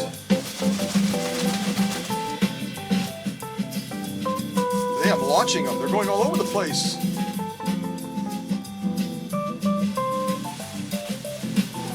Happy birthday. You know who you are. Happy birthday to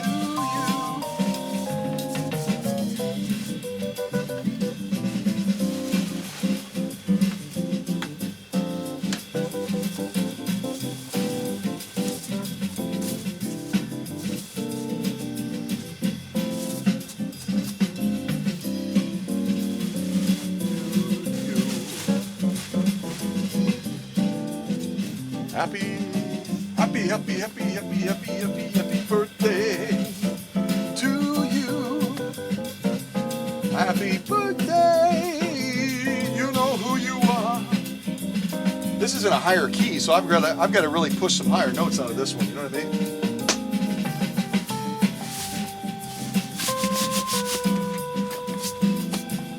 So there you go. What we're going to do now is anchor down these sides. This side, get all of our labels on, get our address label on here so that they know where to send it, and then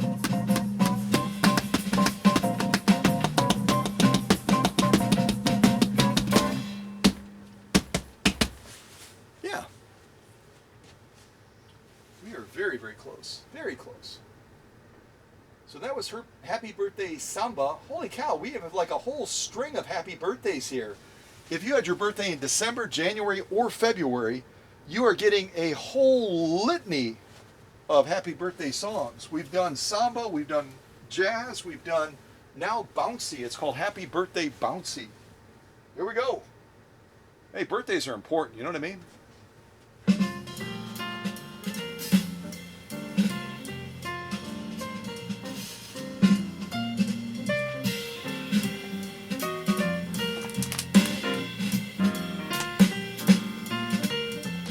Oh yeah, a little bit of water.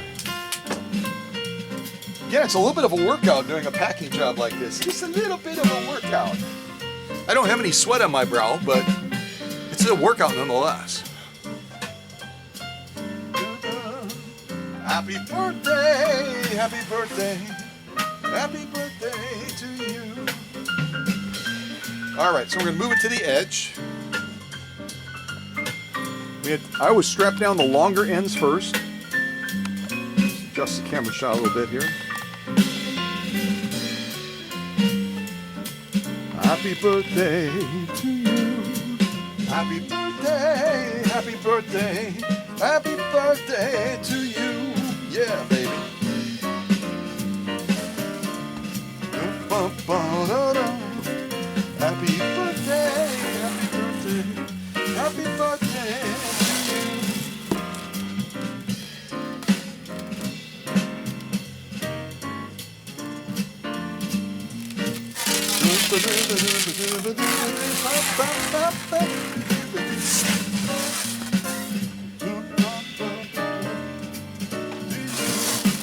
Happy birthday, happy birthday, happy birthday to you.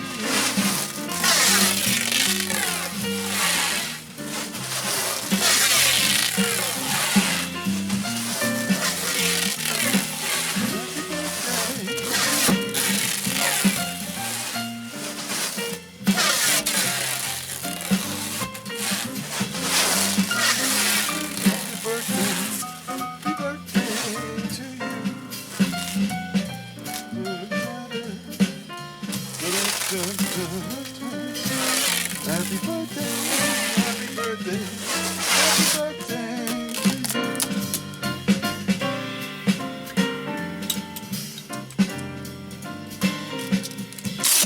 So we did probably about 7 or 8 times around, I would guess. Now we're going to strap it down.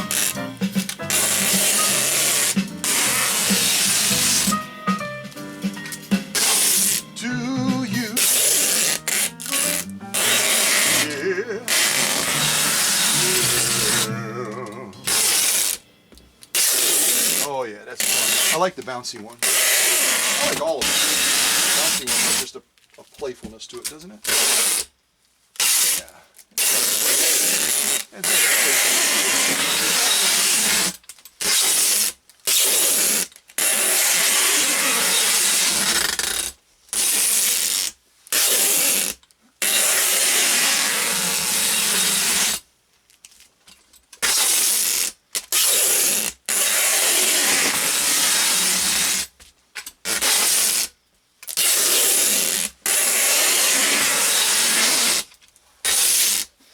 and I didn't count, but I'm saying probably went around 10 times. Press it down. Hear all those bubbles popping in there? Making all those layers of stretch wrap and strapping tape a single unit. Across the bottom as well. Don't want any little gap points that are going to weaken it.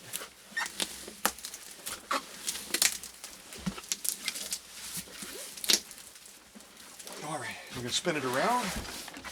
Do the same thing with the other long side. And usually before I go too far, I always look again just to make sure, did I forget to put something in there? Was I going to put, no, yeah. Yeah, we don't want to have that happen. Because once we get this thing sealed up, it's going to stay sealed. So that was Happy Birthday Bouncy. And now the next one is called Swing Theory. Swing Theory.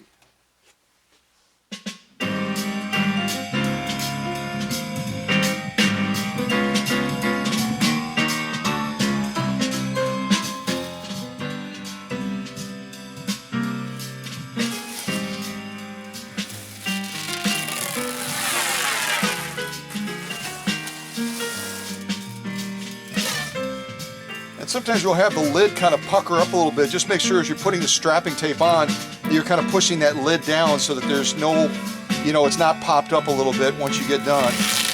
You want to make sure it's nice, tight, and sealed. Again, if it has to sit outside for a little bit, in the rain, we don't want any rain or snow or anything like that getting in there. Although down in Almond Park, Florida, I don't think that that's going to be likely. Rain is a possibility, but I don't think they're going to get any snow down there anytime soon. I hope not.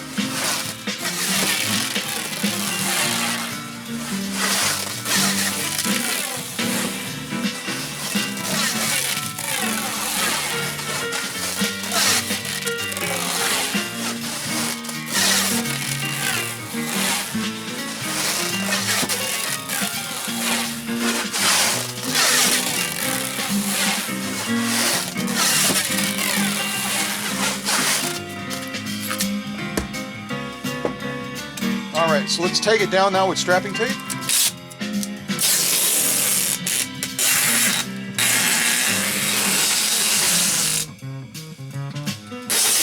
Oh, listen to that bass.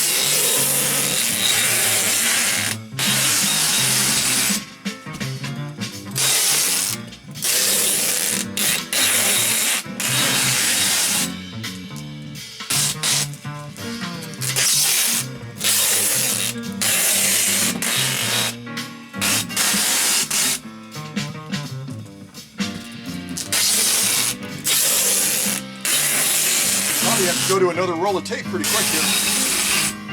That's okay.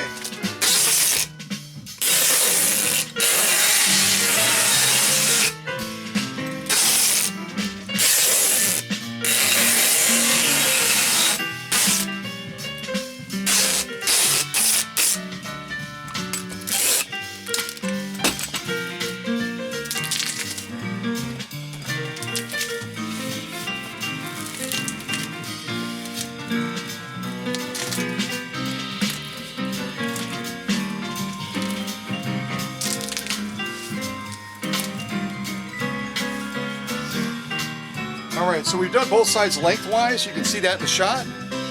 Now we have to go horizontally. And then we'll end up connecting this to the horizontal piece as well, making it all a single unit.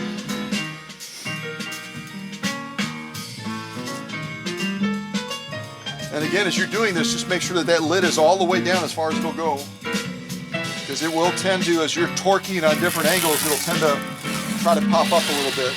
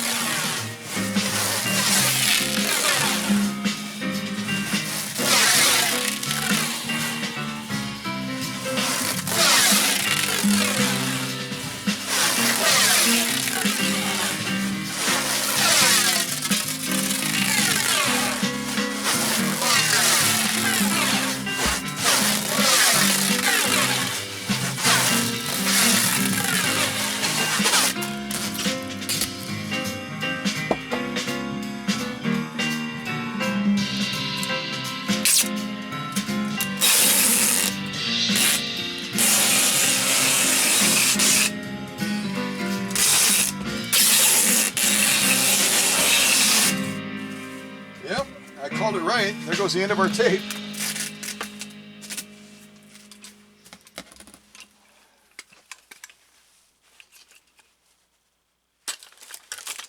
All right, let's get another roll on there. We'll continue finishing off this packing job. And yes, it takes longer, but how much longer does it take if you're on the phone with the courier and you're trying to communicate with that customer and you're sharing pictures and you're having exchanges back and forth trying to resolve an issue of a damage claim? How long will you be on hold? How many times will you get passed around to different people? It takes a lot more time, from what folks have told me, to deal with something like that than to take a little bit of extra preventive prior. I'll get my P's right eventually. My tongue is tied a little bit.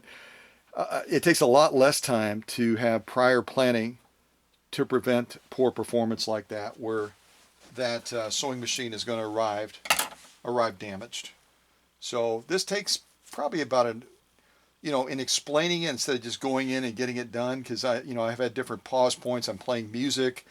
I'm having different interludes and different like that, so that you can, as a student, learn how to become a teacher to do this. To do it for yourself and then to share it with others and teach them how to do this as well. That's the whole power of having a proven practice, is that we share it, and it makes vintage sewing machines that much safer around the world. But it takes extra time. It takes extra time on this end, so that when it gets to the other end in Avon Park, Florida, all William has to be concerned about is carefully unpacking it, getting it set up, and then enjoying the machine, because there's not going to be any other issues that he has to deal with. That is always the goal, always the goal. So how about River Radio 92.3 WBPM? Sounds like something for a radio station. Huh. No idea. Sounds like we moved a little bit country. Which is how I was raised. I was raised a stump jumper. You know it. Conway Twitty, Loretta Lynn, Merle Haggard, the Oak Ridge Boys, the list goes on. Oh yeah. Of course, I should have mentioned Alabama, one of my favorites.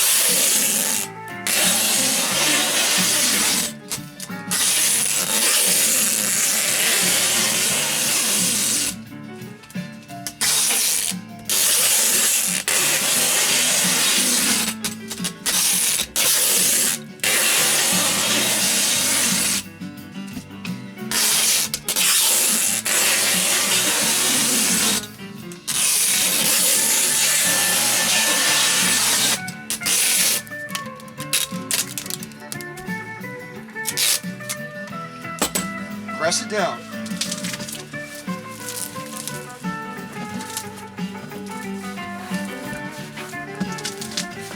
All right. Now before we forget, we have strapping here. We have strapping now here. We have to join those two together. Otherwise, it's not a single unit and it's not as secure. Listen to that piano player.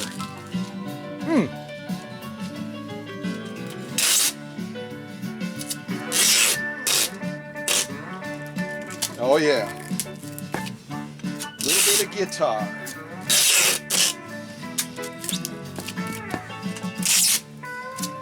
I usually put about 3 pieces. Nice long pieces that join this to that. It's a single unit now. Press it down, press it down. Same thing over here.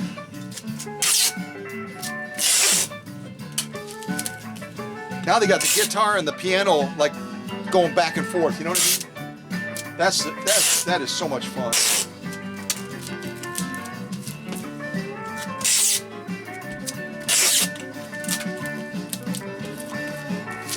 You don't think that takes talent? Give it a try. Woo-hoo!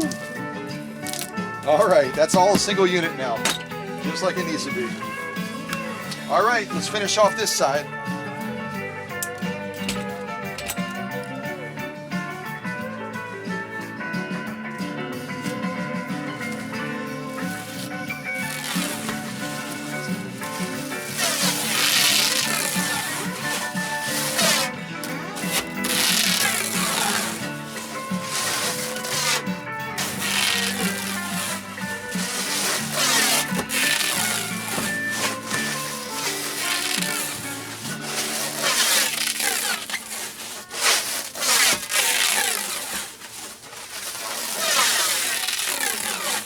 That song was just a little bit of fun, wasn't it?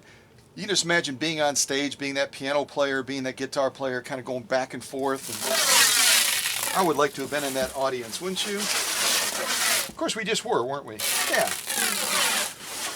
Just were in the audience. That's the beauty of playing music. You can always have a new audience enjoying that music. Sometimes here in the workshop, sometimes in the car. Maybe on a beach somewhere, maybe up in the mountains. Yeah. Music can follow us anywhere, can't it? All right. We got lots of stretch wrap on there now, holding that together, nice and rigid, nice and secure. Let's anchor it down now with some straps.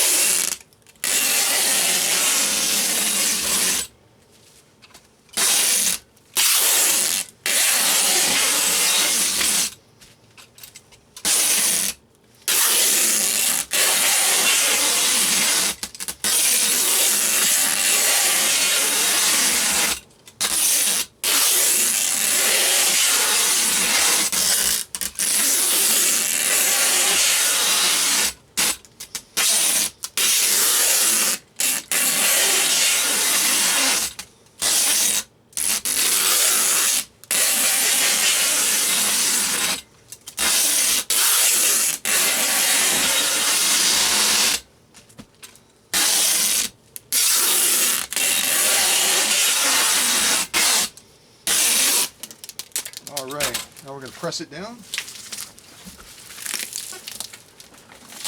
All the way around. Bottom, sides. Hear all those bubbles coming out?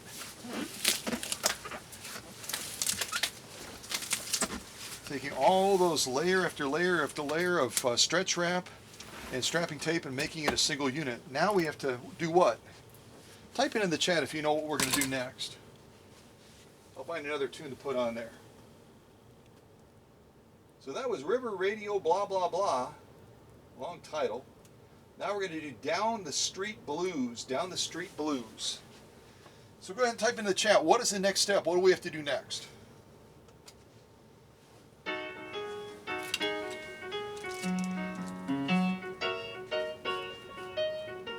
Come on, you can't be that slow of a typer. I'm the slowest typer that there is. Hey, I remember this song. If you watched, remember I mentioned my friend Jose that gave me that really cool bubble wrap? It's like a industrial grade bubble wrap. I used this music bed with one of the videos that I shot of his car show. You got to go back a couple months at least, but you'll find it. You'll find it. Yeah, this is a great tune, great tune. All right, so our next step is, if you typed into the chat, give yourself a gold star. We got to join these two together to make them a single unit. Because right now, see that? Right now it's just flapping in the wind.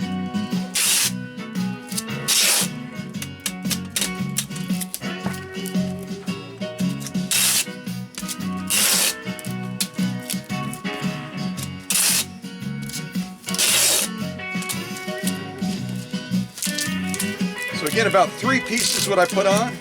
Look at that, we're still getting those popping out of there, those bubbles. Hear that? Three over here as well. We got to join these two together.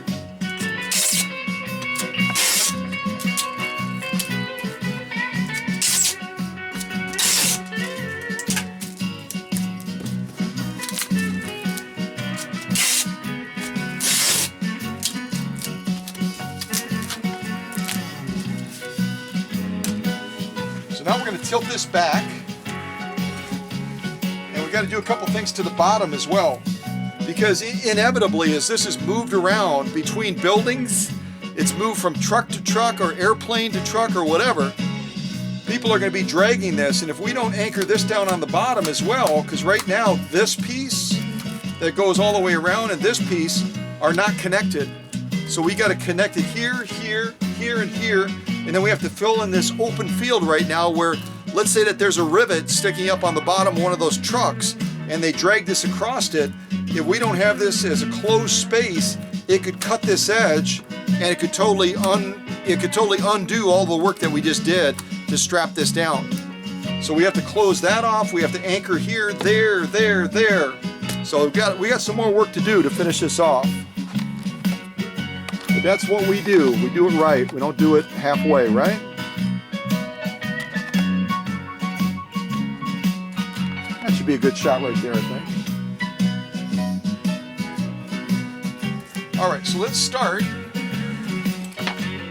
Let's start by anchoring here, joining these two and these two. Just break off a piece of tape from side to side. Now we made this a single unit right there. And I usually put two or three pieces on there to make sure it's nice and secure.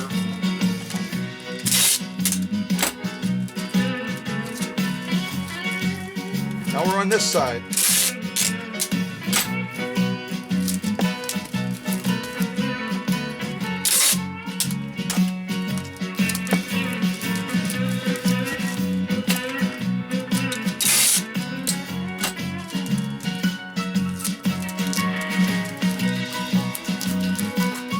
So now this tape can't slide either way. This tape here can't slide either way. It's all a single unit. Now we have to do the same thing with the bottom. And I find it easier sometimes just to flip the whole container over to put these on top. So that's what we're going to do.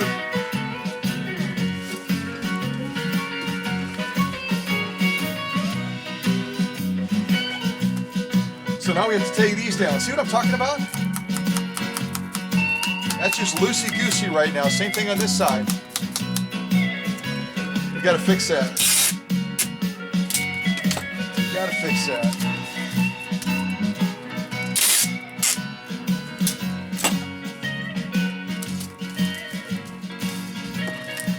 Make sure you press it down, press it down, press it down. That is just a fun tune, isn't it? And if you saw that premiere of Jose's first car show right near to the workshop here, that music just adds so much to it as you're going around and looking at those amazing vintage cars, doesn't it?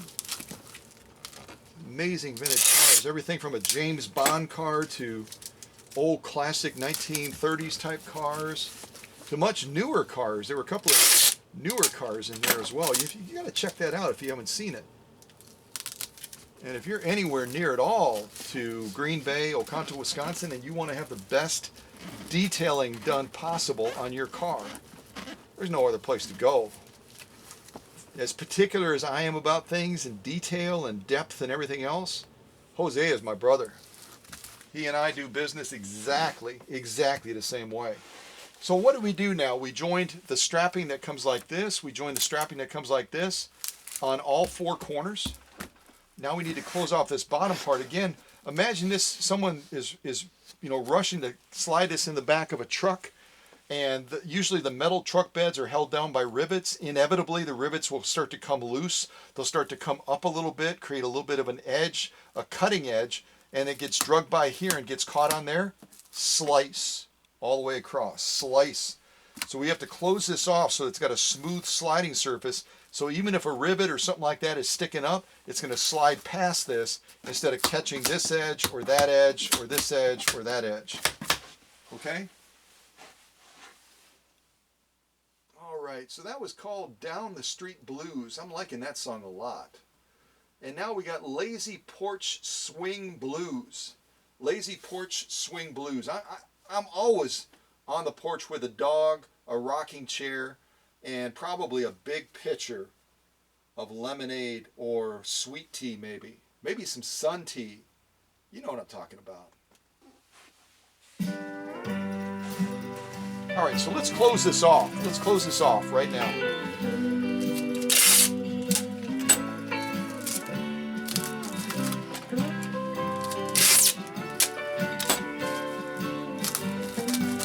And I overlay each one of the pieces of tape. I don't just do it like straight across. I overlap them as I'm going down. Make that even stronger.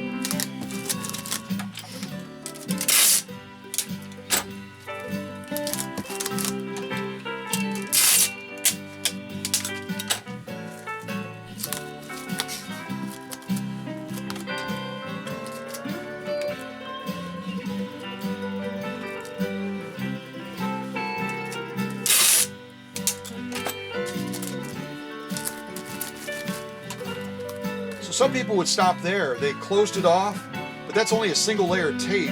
So we're going to go over it a couple more times, different angles, diagonally. Make that even stronger.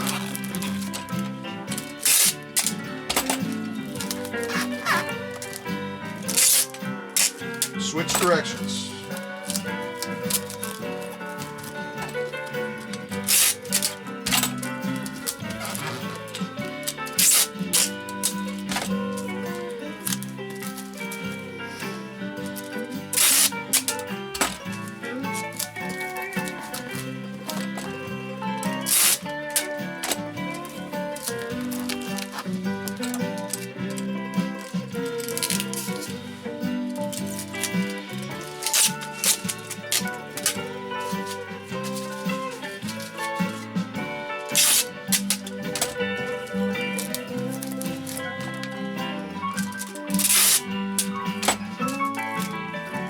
Nice piano playing there. Can you hear that? Tinkling the keys or tickling the keys or whatever you want to call it. Just not tinkling on the keys. That's bad. That's bad.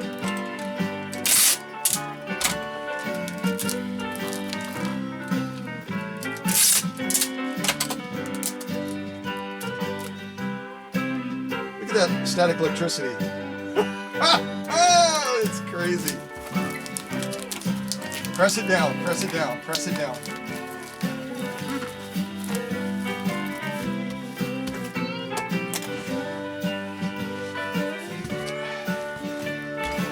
Well, the only thing left is to put on fragile stickers.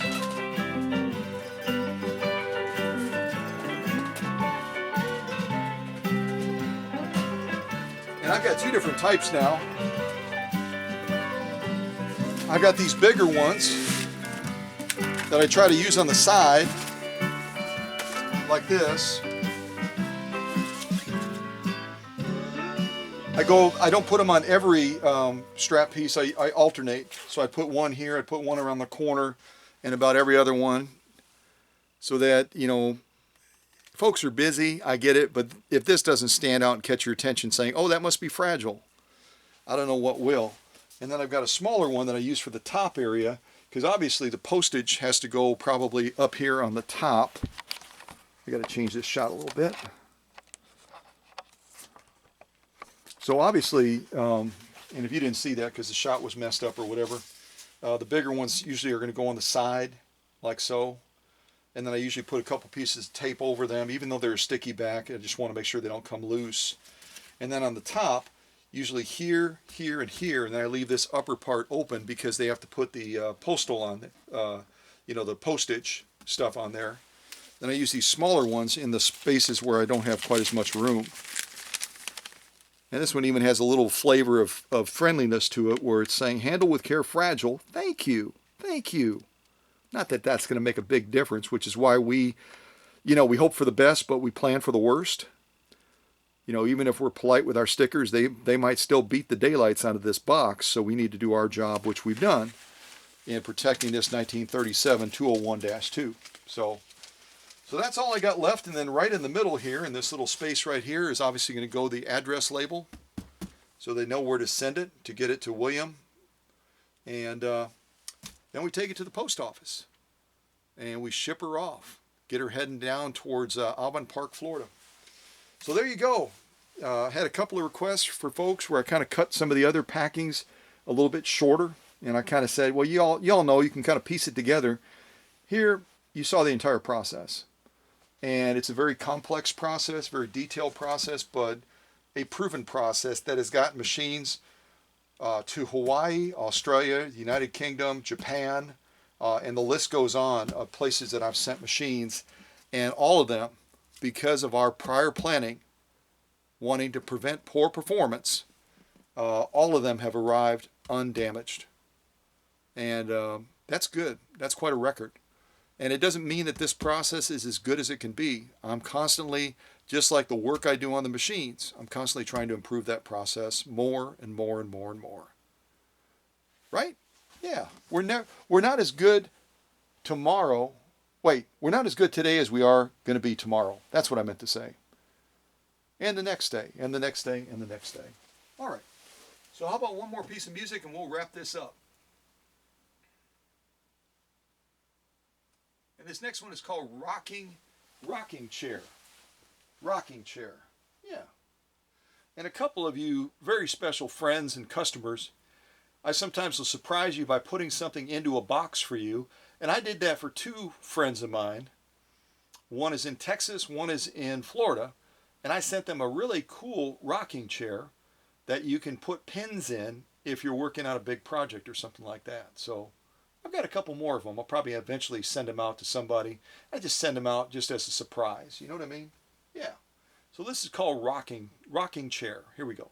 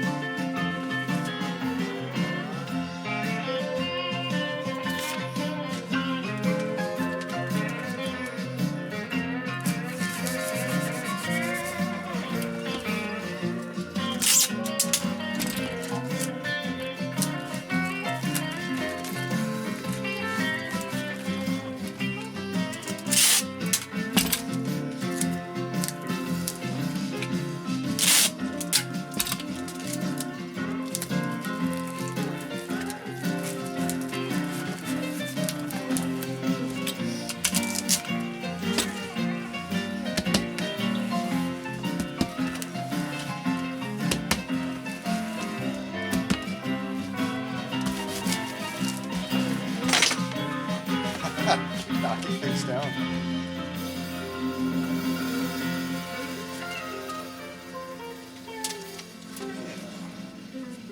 That's where these little ones really kind of fit just perfect on there. One right there. One right there. Those are pretty, the little ones are stickier than the big ones, that's for sure.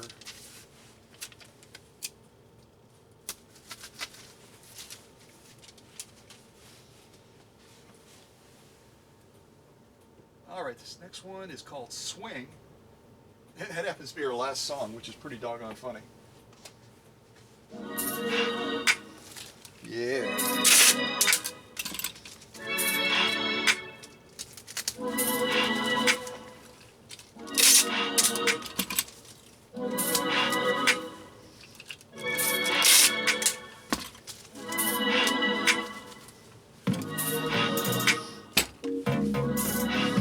Address label to the post office. That's it. That's it.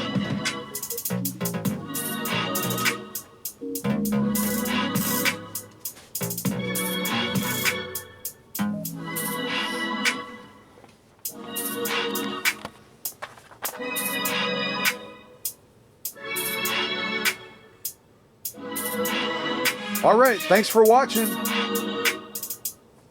And if you have any suggestions on this packing process to make it even better, just give me a call, shoot me a note, send me an email, send us a note through Messenger on Facebook, because I am committed to making this process even better, as fabulous as it is already. Again, it's been proven around the world. So you take care. Thanks for watching, and pack safe. Pack safe, please. God bless.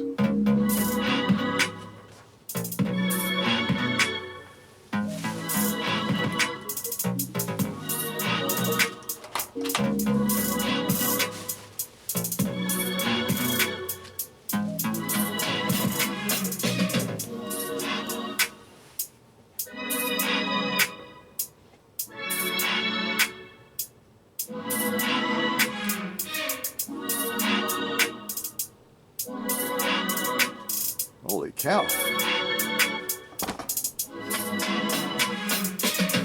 That is quite a pack job. What do you think, Dr. Singer? Oh, yeah.